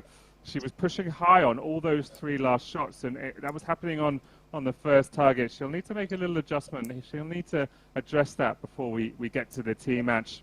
But she's got time. Yeah, but I think it's crucial. You said that she's had a shot, a practice run at the 12 spot, and if they need it in the team event, perhaps it will be Unruh, Lisa Unruh, who will go for it. Well, Lisa Unruh is probably the best archer on that team, opening off, as Brady is for the Lancaster squad. The thing with Recurve Archery is there's no magnified sight, so with a compound it's much easier to push in because you can see the target closer and aim at a specific spot. Recurve archers often use the circles. The mind naturally puts circles in the middle of your vision, and Recurve archers often use the circle to aim. The problem with the 12 is it's not in that circle at all. It's completely off it. So it's very much against what archers are trying to do indoors. Well, look, here's confirmation of the result of the first match. Brady Ellison taking it 117 to 114. It was cagey throughout. Unruh was forced to go for the 12 on her very last hour of the last end and just missed it. The bonus point goes to Lancaster as we prepare for the second match. But you called it right at the beginning. It was always going to be a close tactical battle. And like we said, it did in the end come down to that final arrow from both the archers. Yeah, absolutely. The pressure built in that one, and Lisa Unruh and Brady. Well, Brady shot 8 straight 10s in that one. Lisa had 6 straight 10s. It was a long match, and it was building, and then Lisa just started pushing them high. You know, is that the pressure? Is that her getting tenser and tenser as the match continues? And it just dropped off, and that allowed Brady to take it. But she did come very close to hitting that 12, and it would have changed the dynamic. And they're letting the things dictate it. Brady's still on the line, but we're looking to get Casey now. It's Casey's turn to come and shoot. Yeah, that was a good spot there. And I'll tell you something else that we spotted. That final arrow from Brady Ellison, perhaps that's why he was waiting in shot, was actually marked up as a 10 in the last match. So the last match finished 118 to Lancaster, 114 to Biter. But this is now time to move on. So let's go to match number 2.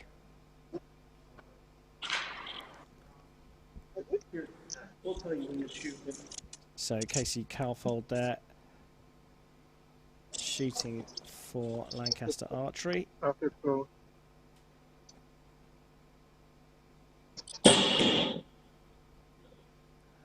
Solid first arrow into the 10 ring, and she goes up against Florian Unruh. Yeah.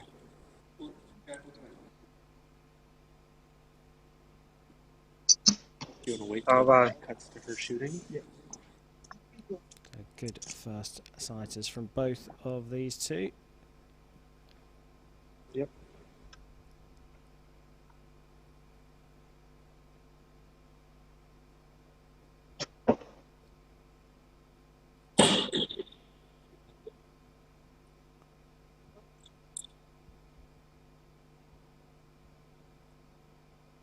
A 10 from Casey Kaufhold as we go back to the old swimming pool in Berlin. That's what this venue used to be before it was turned into an archery club.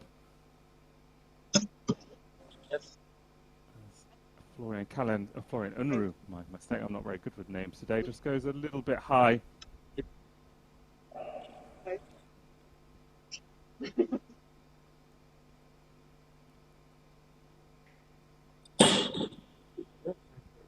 Very good start from Casey Kaufhold. Looks like she's got a perfect 30 to start the second match.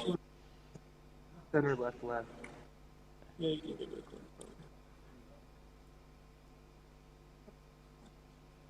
Yeah, Mark. This is a maybe. Sauber. A longer hold there for Florian Unruh, but that is the result in the top target going right into the middle. So currently both marked as perfect 30s, but both very different looking 30s, aren't they, Chris? Well, the 10s on Casey Kaufhold are not in doubt at all. They'll need to take a closer look at that bottom right spot from Biter. It's on the line, but I think it's touching there. Those thick 10 rings really, merging into the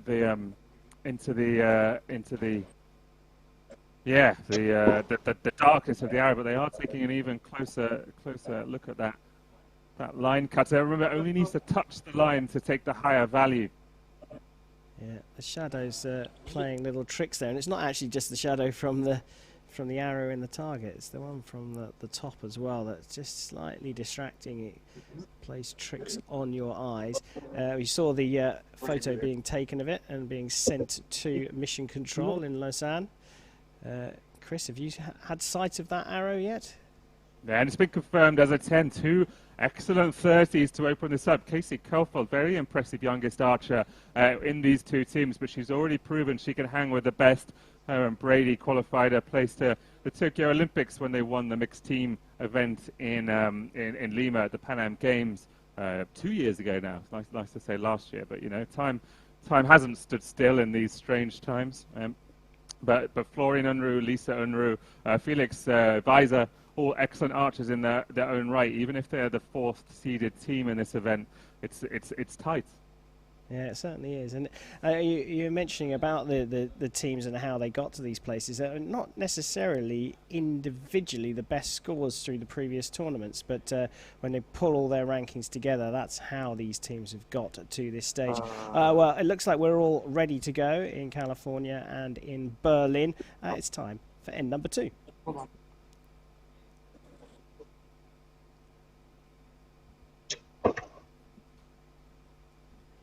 Yep. So all square 30 apiece. Casey Kaufhold shooting first.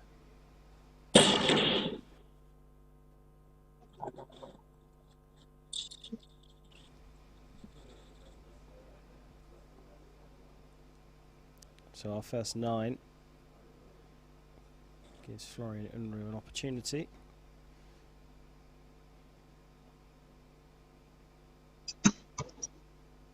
Angegriffen. That one looks a little bit more solid than the one that we questioned in the last end. So provisionally marked as a 10.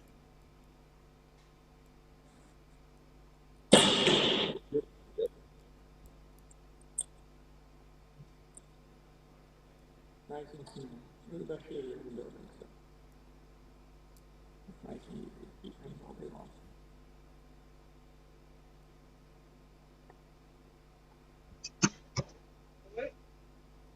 Didn't look so happy with that one, but it's in the 10.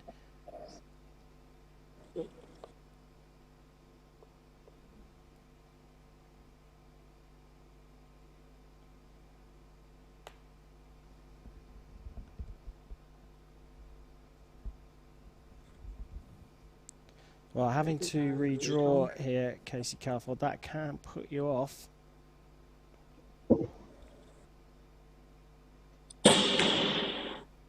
And that is the net result. I think she'll probably get a 9 for that one. So 28 to finish the second end for her.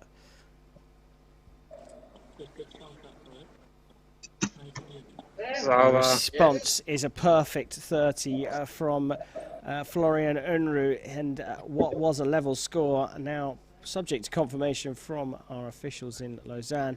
It's 60 plays 58 to the German team Beiter. Chris, well, that end was all about the redraw of that final arrow from Casey Kaufhold. Yeah, absolutely. She didn't look safe, settled. I mean, when she came back up again, a little bit of wobble. You know, archery is not a sport in which you do a lot of immediate physical exertion, but those bows are heavy. You know, it could be 15, not quite 15 kilograms, 12 kilograms to draw. And doing so really quickly, one after the other, is stressful on your muscles. You know, they say actually in the Olympic archery competition, you lift more weight, or you burn more calories shooting all of those arrows over the 8 days of competition than in any other sport, which is phenomenal for such a static sport as well. So you can imagine just how much strain the muscles are under when they have to redraw quickly. No timing in this event, but archers have been instructed to kind of follow the same kind of pace that we normally see in international archery, which is a 20-second time limit. Yeah, absolutely. Well, hopefully the rest has done Casey Kaufhold a world of good, because it's time for end number 3.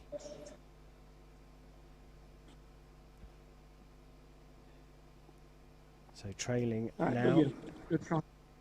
Kaufhold shooting for Team Lancaster.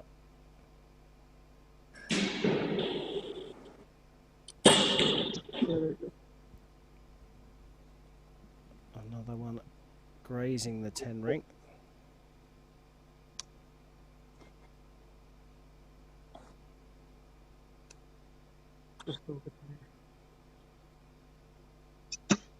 Sauber, genau auf 6. Well, I think the Germans are happy with that one.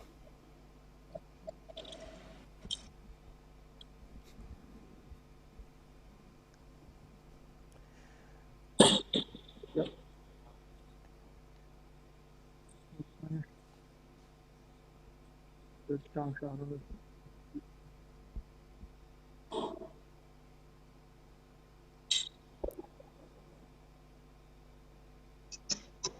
Sehr schön.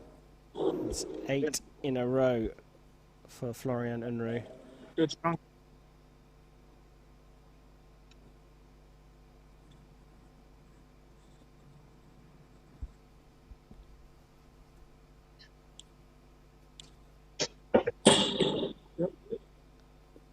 Looks like a perfect 30 for Casey Kaufhold, back in the 10s. You got this.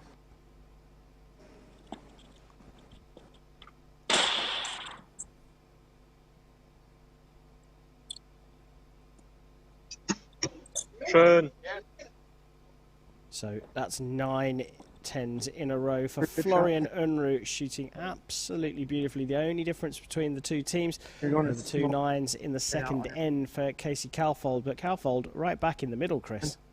Yeah, fantastic performance again from Casey Kaufhold, back to a 30. But Florian Unruh, 9 straight 10s in this match. Really, really tense. See if he can go the whole way without missing that middle ring. Fantastic shooting. Casey Kaufhold, again, he's going to be forced into going for that 12 ring with this 2-point deficit. A 2-point deficit isn't too bad for the leading archer, but a 1-point deficit would be difficult, because then if that 12 comes into play, it takes them into the lead, not just tied, and that's obviously a different outcome. So these first 2 arrows of the last end for Calland, they've got to stay in there, really. Yeah, they certainly have, and it's like you say, it's very interesting to see how this one plays out. Will Unruh drop points and give Kaufhold the opportunity to take the lead or not? Well, we don't have to wait much longer. It's time for end number 4.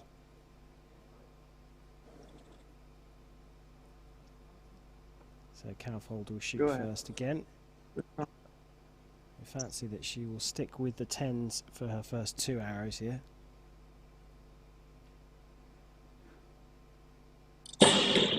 Certainly aiming at the 10. Is a 10 for her. Bottom right target has been good for her as well. We flick back to Germany. Sauber. Sauber. Sehr schön. Still on for the perfect score here. 10 in a row for Florian Unruh. You see, when Casey Caulfield hits her timing, it really goes middle. Yes. Is that good? Okay. All right. Jetzt. Shoot to 12. Shoot to 12 and tie the match. Here by sound, it's in the 10, but we have a frozen camera on the Lancaster end. Sehr schön. Yeah, well, nothing's frozen in Germany. That's another 10 for Florian Unruh. We go back to the USA, and a hand has been raised. So I think you're right. We heard some background noise. I think it was Brady Ellison saying that Casey had shot a 10 for her second arrow. So we're assuming she's still 2 behind. So going for the 12. Now, it looks like that second arrow is a 9, but the final arrow, well, that is just too close to call. It was a round of applause from Ellison in the USA.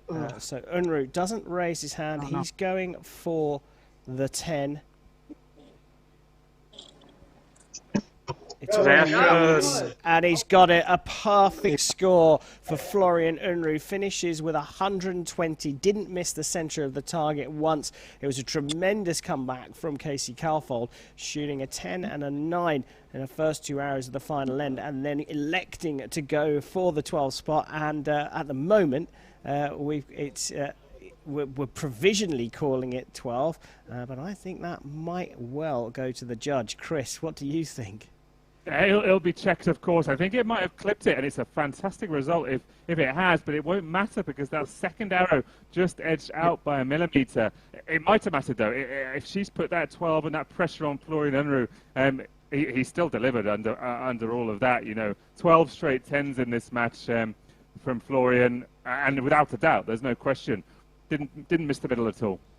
No, he was great, and I think I was just sort of leaning forwards there to try and have a look at where the hole was in that 12 ring of Casey Caulfield's. I think that may not quite have hit it. Chris, have we had any kind of confirmation of that yet? Yeah, confirmation's come through. It was just out. It's so difficult to see when the arrow lands just underneath the white dot. We're talking less than a millimetre probably. It's really tight, but not far off at all. And good for Casey Caulfield to get an arrow in anger in. Yeah, absolutely. There we have confirmation, 120, a perfect score for Florian Unruh. So congratulations to him on cracking form up against Casey Caulfield, who scored 114. And really, it was that second end that made all the difference. So 2 of the 3 individual matches done and dusted, and the bonus points are shared between the 2 teams, who will start 1 apiece if we were to go to the team match now. But there is 1 more individual to come. Jack Williams for Lancaster up against Felix Weiser for Biter, the German team. And Chris, you called it. The 12 is too big a risk in the recurve division, and they're not really going for it.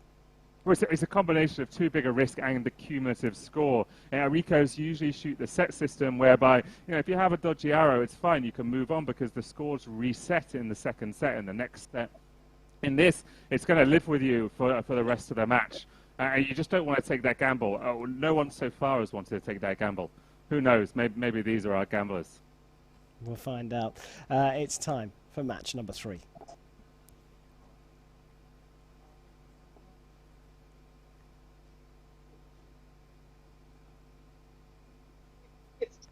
So here we are, back in California, and it's Jack Williams to shoot for Team Lancaster.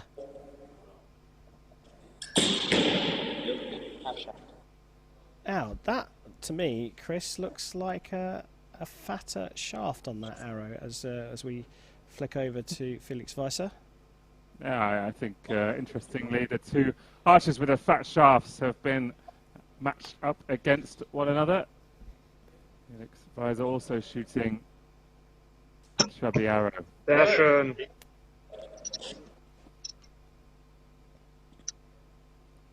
They're both shooting at 10s.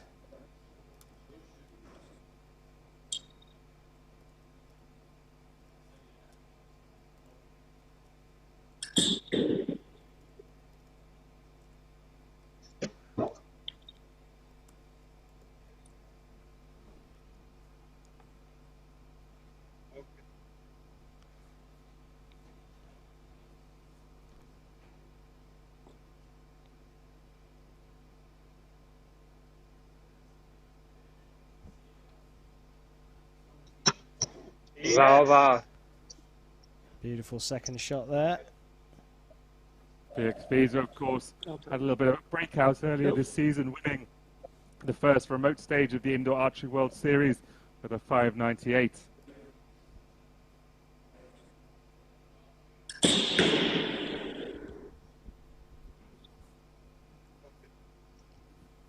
Everything's one. Well, 30 for Jack Williams provisionally.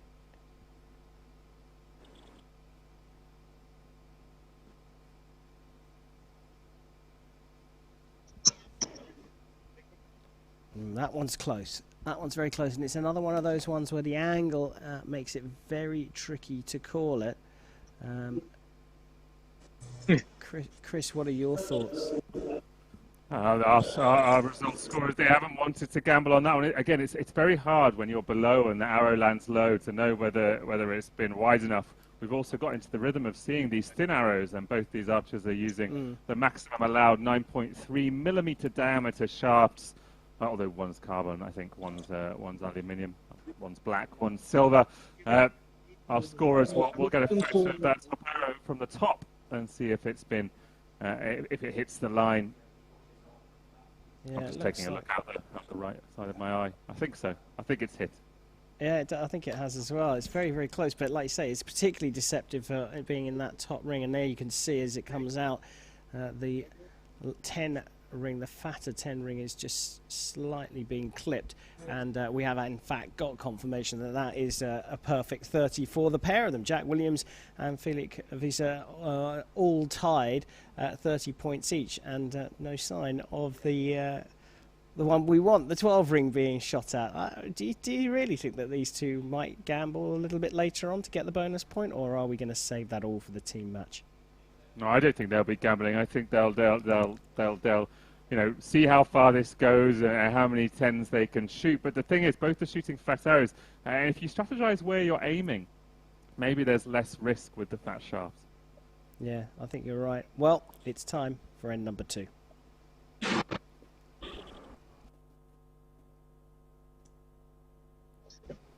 Go now. Back to Jack in California.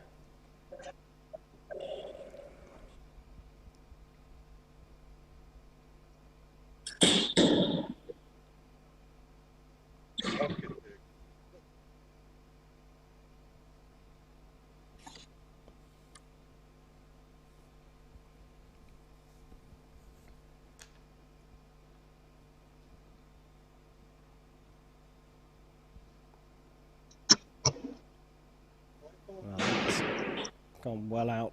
It's still going to be a 9.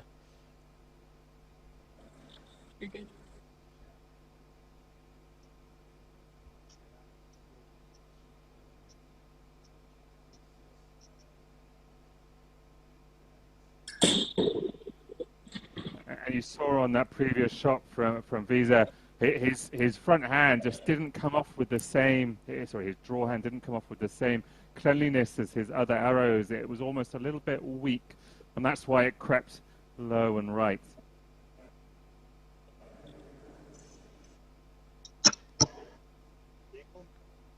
Well, low and right again, it's closer to the centre, but I think that's going to be another one that's subject to a measure, well, a photograph in the new normal.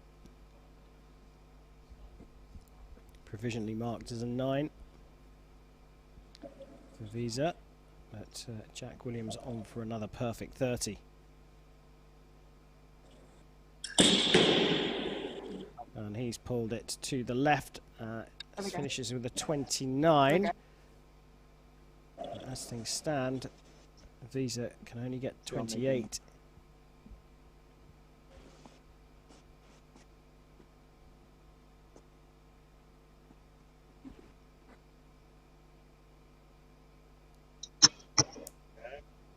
Good.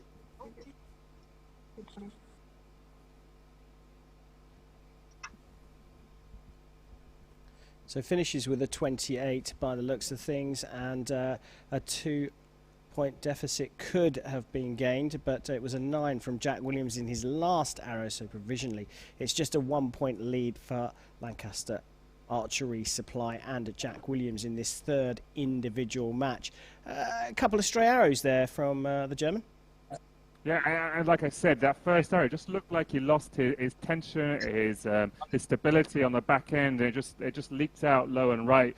Similar thing, but not quite as critical on the second shot. But the thing is, one arrow, 1 point up. Jack, it's the perfect opportunity to take an attempt at that 12 ring, especially if you aim low in the 9 and just see if you can, creep either the 12 or the 9. It would be very unlucky to hit right in the middle and get an 8. There's not a lot of space there, especially with the fat shaft.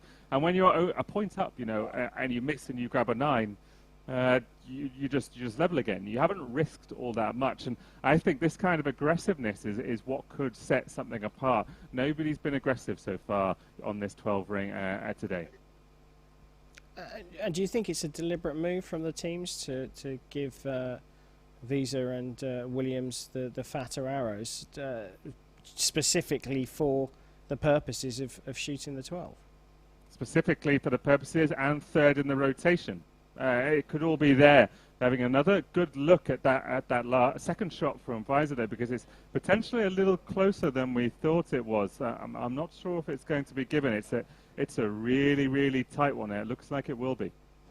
Yeah, it's very close indeed.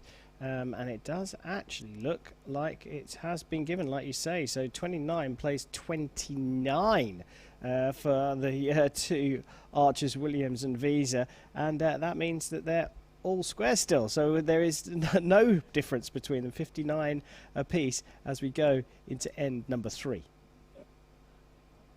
You got it. Go ahead.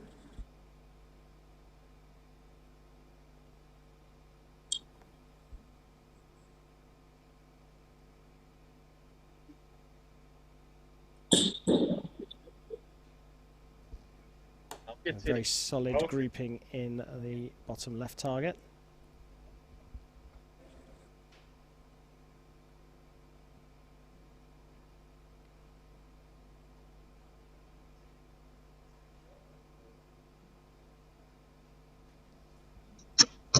Sehr schön. But gets the 10. You can go.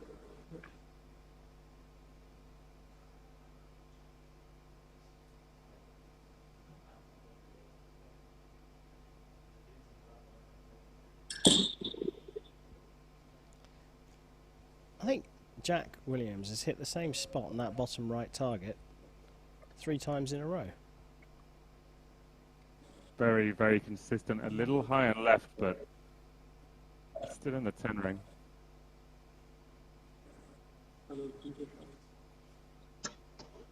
Sehr schön. It's a beauty as well.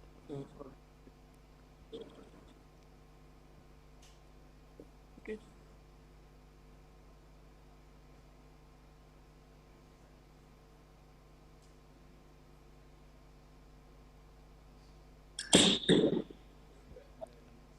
Incredible shooting from Jack Williams. Another 30 for him.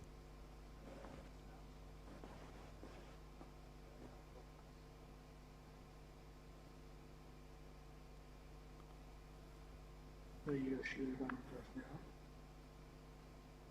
And then you move forward and give it a shot. Sehr schön. And great shooting from Visa as well. Felix Visa matching Jack Williams. This is an absolute thriller. Provisionally both shooting 30s in the third end. Really nothing between these two. Right, Chris, this is important now. I think they're going to get through to the final arrows, and they're all going to be square still. Now, if they have been brought in as the 12-point men, are they going to go for it in this individual, or will they settle for just going for the points and using it in the team event? It's an interesting one. You know, a 9 from either side will change the mindset of both of these. But because it's tied, a 9 from either side will only leave them 1 point adrift if there's only one of them as well. And like we said, that's a dangerous spot to be, because a 12, if hit, then pushes you into the winning position rather than just a tied spot. So decisions we made here. Obviously, there's another factor at play, and that's that the scores aren't confirmed until the end of the end. So the decision's made based off what you see in the target. And, you know, as we've seen, there's been some line calls in this one where if the arrows landed in just the right spot, it's very difficult to tell until you get down there. So, yeah, challenging. Lots of factors to come into this decision of whether to go for it or not. Yeah, and I think the purest one is that if it's down to the last arrow and the first archer doesn't shoot the 12, then the other's got a chance to win it by shooting the 12. Well, let's find out what's going to happen. It's time for end number 4.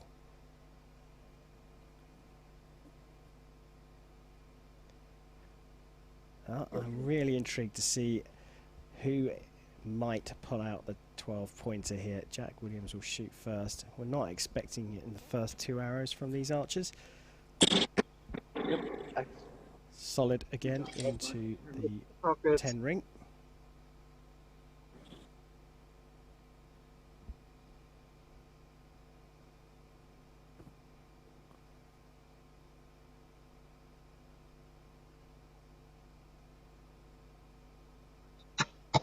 Yes. Just can't split these two at the moment.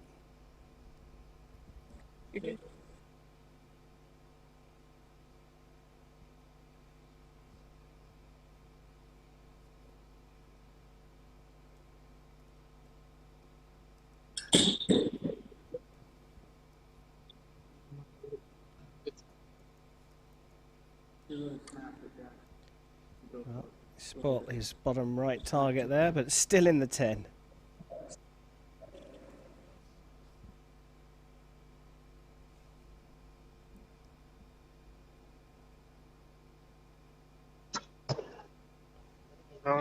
He has 9.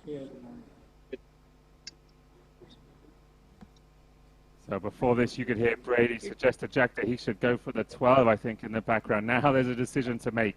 He's got a point advantage, but he's shooting first. Does he still go for it?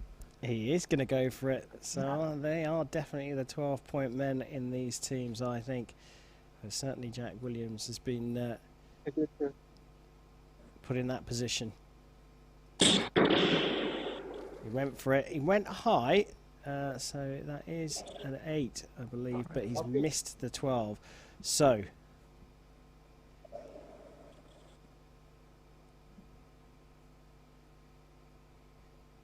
doesn't need to go for the 12.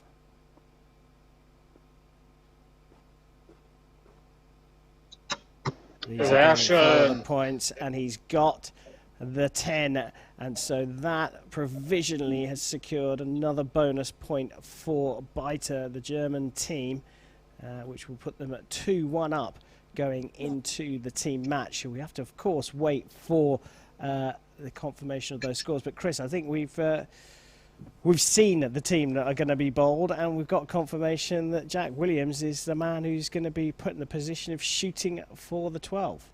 And I love the decision, actually. It was only a point up, and you know, even if he'd hit the 10, there was then the opportunity for Visor to win it anyway. So it actually wouldn't have made any difference in the last arrows. So he went for it. He had a chance to put it away if he'd hit it, and if he's going to be the one that needs to go for that 12 in the final, he's had a chance at it in anger, and he's only surrendered a single point for the final, so it's not that big a risk. I actually really like the decision. I don't think it's a huge issue that he missed it. I think great approach from the team in Chula Vista. Yeah, I think you're right. And then now we've got the question mark as to whether Visa is the man who's going to be shooting the 12 for the German team with those fat arrows, or whether it is going to revert to Lisa Unruh, who also had a stab at it in the first individual match. So it's quite a cunning and fine balance between the two at the moment. There's lots to think about in this one, as we see confirmations. Biter going into the final with 2 points, and Lancaster going in with 1. So it will be Lancaster that starts us off, but we're still going to alternate 1 arrow from each team First Lancaster, then Biter, and back and forth. So a lot of pressure, a lot of tension, and of course the Archers can change their order that they had in their individuals for the team match. I'm interested to see if it stays the same. We think Lancaster's going to stay the same. We think that Jack's going to be the 12 guy. Brady's going to start it off one of his normal positions in the team rotation. Biter, I'm not so sure about. We'll find out when we come out and see what's going on here. Yeah, it's very interesting with the orders as well, because it looks like they are ready to go for the team match, and it does look like it's Jack Williams who's going to shoot first up against Lisa Unruh. Well, we've been waiting for this one. This is the all-important match. It's time for the team match.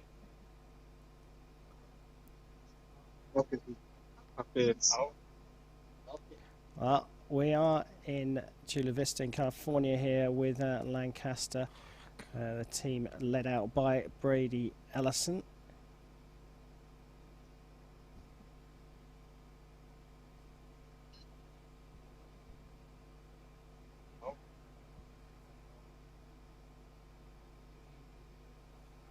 Ten to start. That puts them on 11. Biter have 2 already. Yeah. And just like that, it's all level because that is a 9. So an interesting start there, and everything's squared up already as Casey Calfold takes to the shooting line for Lancaster.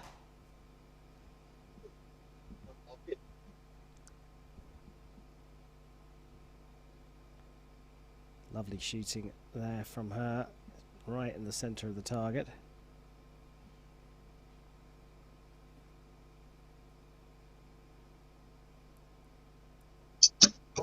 Sehr schön. 10.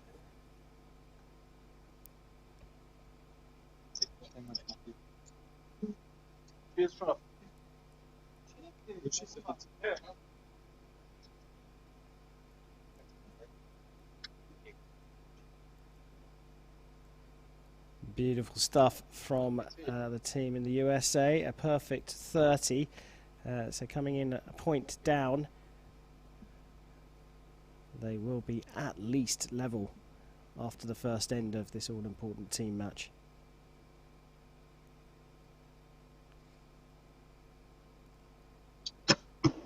Sehr schön. 29 from Biter, and so we see the scores all square at 31 apiece. Obviously we are waiting for confirmation, but it's looking pretty clear. The 3 10s on the left, 2 10s and a 9 on the right, and just like that, Chris, we're all square in the team match going into the second end. And that's why that decision from Jack Williams to go for it at the end of that individual was the right one. You know, he had to go at that 12, and they're going to need something, I think, in this one. He dropped a point, but it's all level after the 3 arrows, despite surrendering that single point at the end of his match. But still taking control. It's all about command and you know, dictating the pace rather than waiting for your opponent to beat you. Yeah, you talk about being bold and brave and going for it, and that's certainly it was a great start from the Lancaster team in that team event and in this team match, and it's interesting to see what the response is going to be from Biter, and are they going to change the order? Well, it's the order we expected from the Lancaster guys. It's the order that it was from the Biter guys. So I think they've already decided who's shooting the 12 spot if necessary with those fat sharps. These are the captain for the Biter team. Yeah, it does look that way. Well, it's already time for end number 2. Ja. So all square and Brady Ellison on the shooting line. Auf geht's.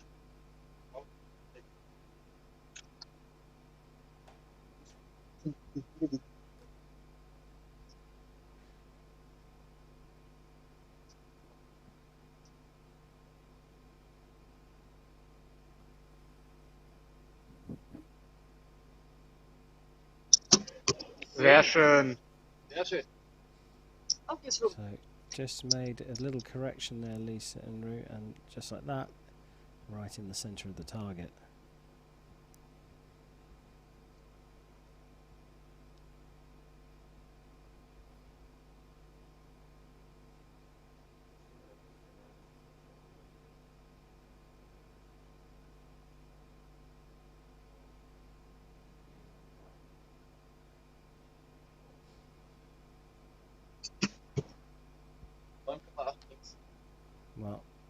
looks like a 9 to me, so the door has opened. Jack Williams with the third and final arrow of the second end for the Lancaster team. Not going for the 12 just yet. Very close, but it looks like it's clipped the line, and I'm calling that a 30 for now. Biter and Visa here also not calling the 12.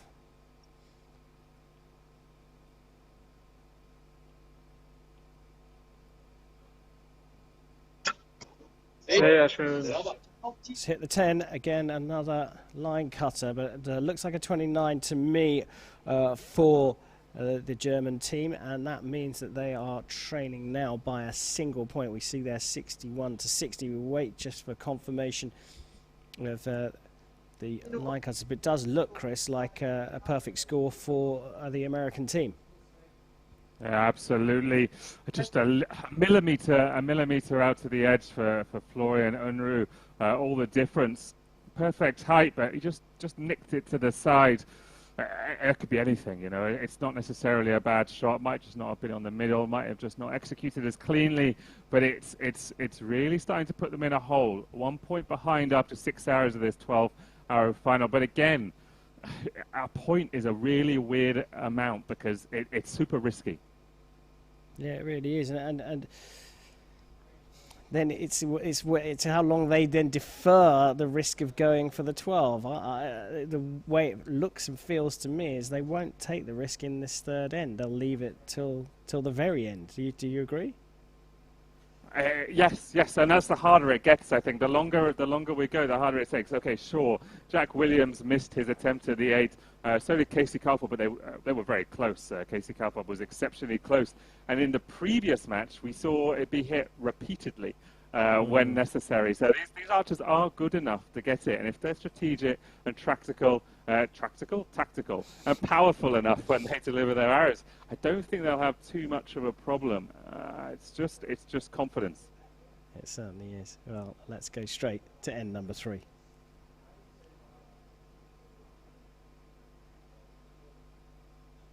So trailing the German team, Biter will be led out in this third end by Lisa Unruh.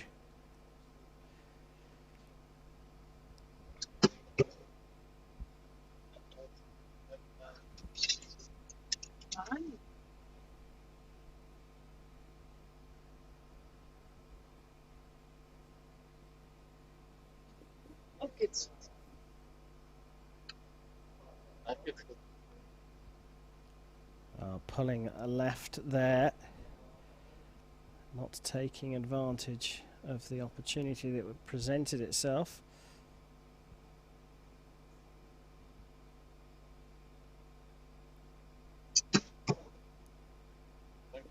They're all in the 9s here, cancelling each other out.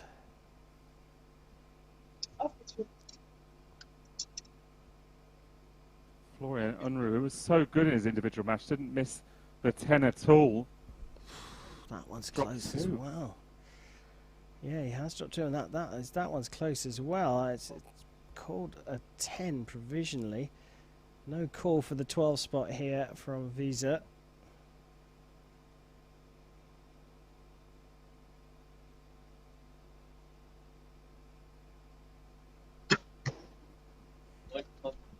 Wow, this is a very strange end of archery. It's 3 9s for the German team. And there's no need to take any risk here for Lancaster.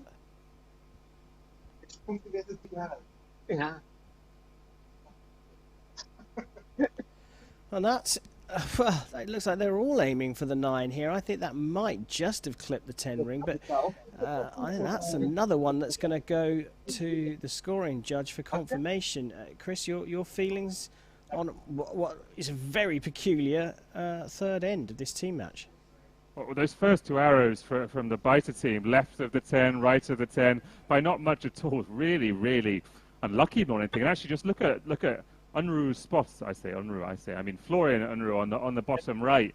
He didn't miss at all in his individual match, and then he's got one just to the left, one just to the right. It's uncomfortable, because if either of those had clipped, this would be a very different scoreline heading into the final end. As it is, depending on what that top arrow is marked at for Lancaster at the moment, it's been given provisionally as a 10, but it's going to be close. They could be 3 or 2 points in the lead, and 3 is insurmountable if Lancaster shoot nothing but 10s. So they may have waited too long. Let's see what's happening. Really close look at the arrow from Casey Caulfield as well, because so this could be absolutely anything. Best we take the time to make sure it's right. Yeah, we should indeed, and I'm pretty sure that you're going to get those 2 images that were just taken, as well as our scoring confirmer in Lausanne at World Archery Headquarters. They are so close. Just they're both of them very close. It's possible both will be counted to 10s, one not, one in, one out. Who knows? Who knows? It's going to be very, very interesting how this pans out. If one is in and one is out, that's probably going to set up the best scenario for the finals, because there'll be 2 points in it. Well, I suppose if both are out, it will be even closer. No, but they've not. They've both been called in, and they're hair width on the edge of the line. So a 3-point advantage for Lancaster now. Obviously, they've got to shoot 3 10s for this to be true. But it could be that this is already out of reach for Beiter. They've waited too long to make a move. The matches, they're long games, but they don't last forever. You can't just let it run away from you. No, you can't. Well, let's see how this one plays out. It's time for end number 4.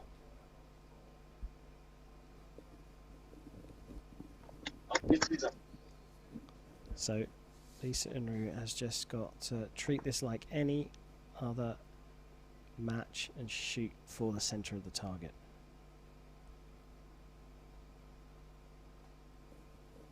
It's another 9 from her. Very close to the last 9. Brady Ellison on the shooting line.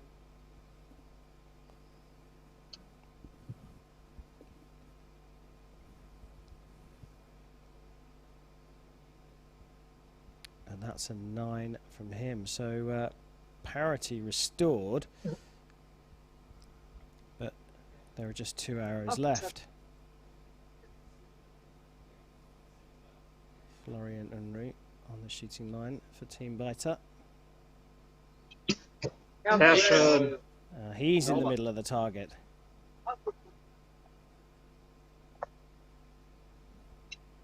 Casey Caulfield has been incredibly strong in this team match, and she continues. That's 4 10s for her in the team match, and she really has pulled her weight for the Lancaster archery team. So here we go. Felix Visa going for the 12. He needs not only to hit it, but he needs Jack Williams to drop points here with his last arrow.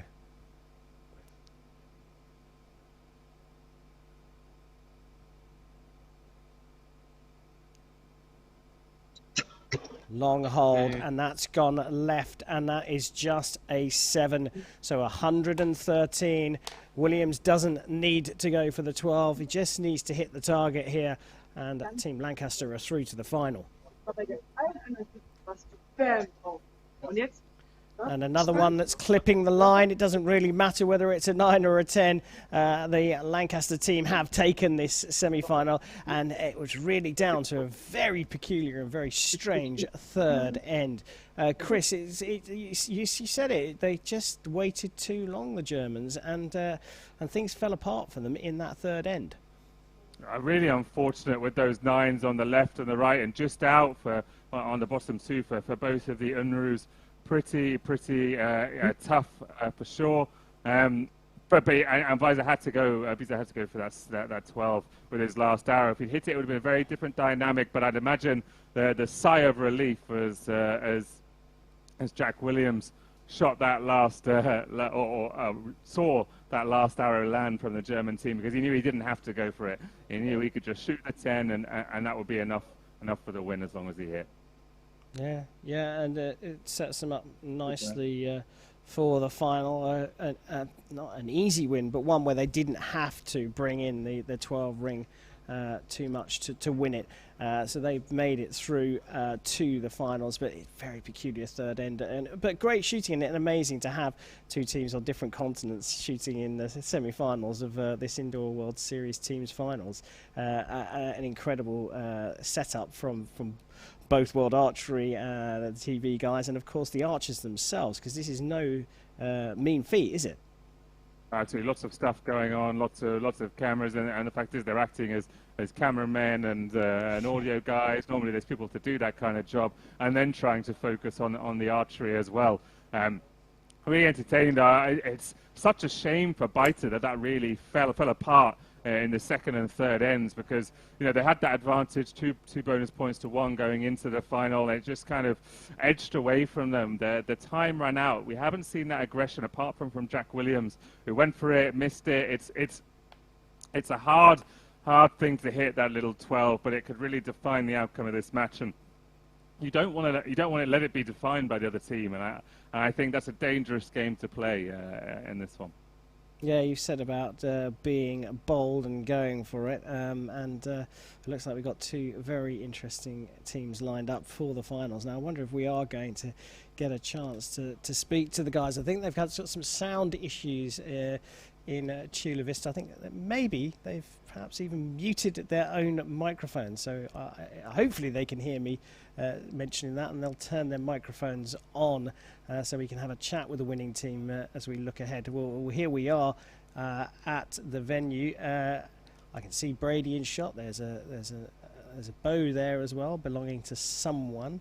Guys, can you hear us? They can hear us. Jack, we can't hear you. We need you to turn the microphone on your device. Oh, there you go. Brady comes over. Ah, there you are. There's Hey, that. Sorry about that. Couldn't hear us now. Congratulations. I'll hand you over to Chris, who's got some questions for you. Yeah, great shooting. That was a long one, a long match. How'd you feel to come through at the end?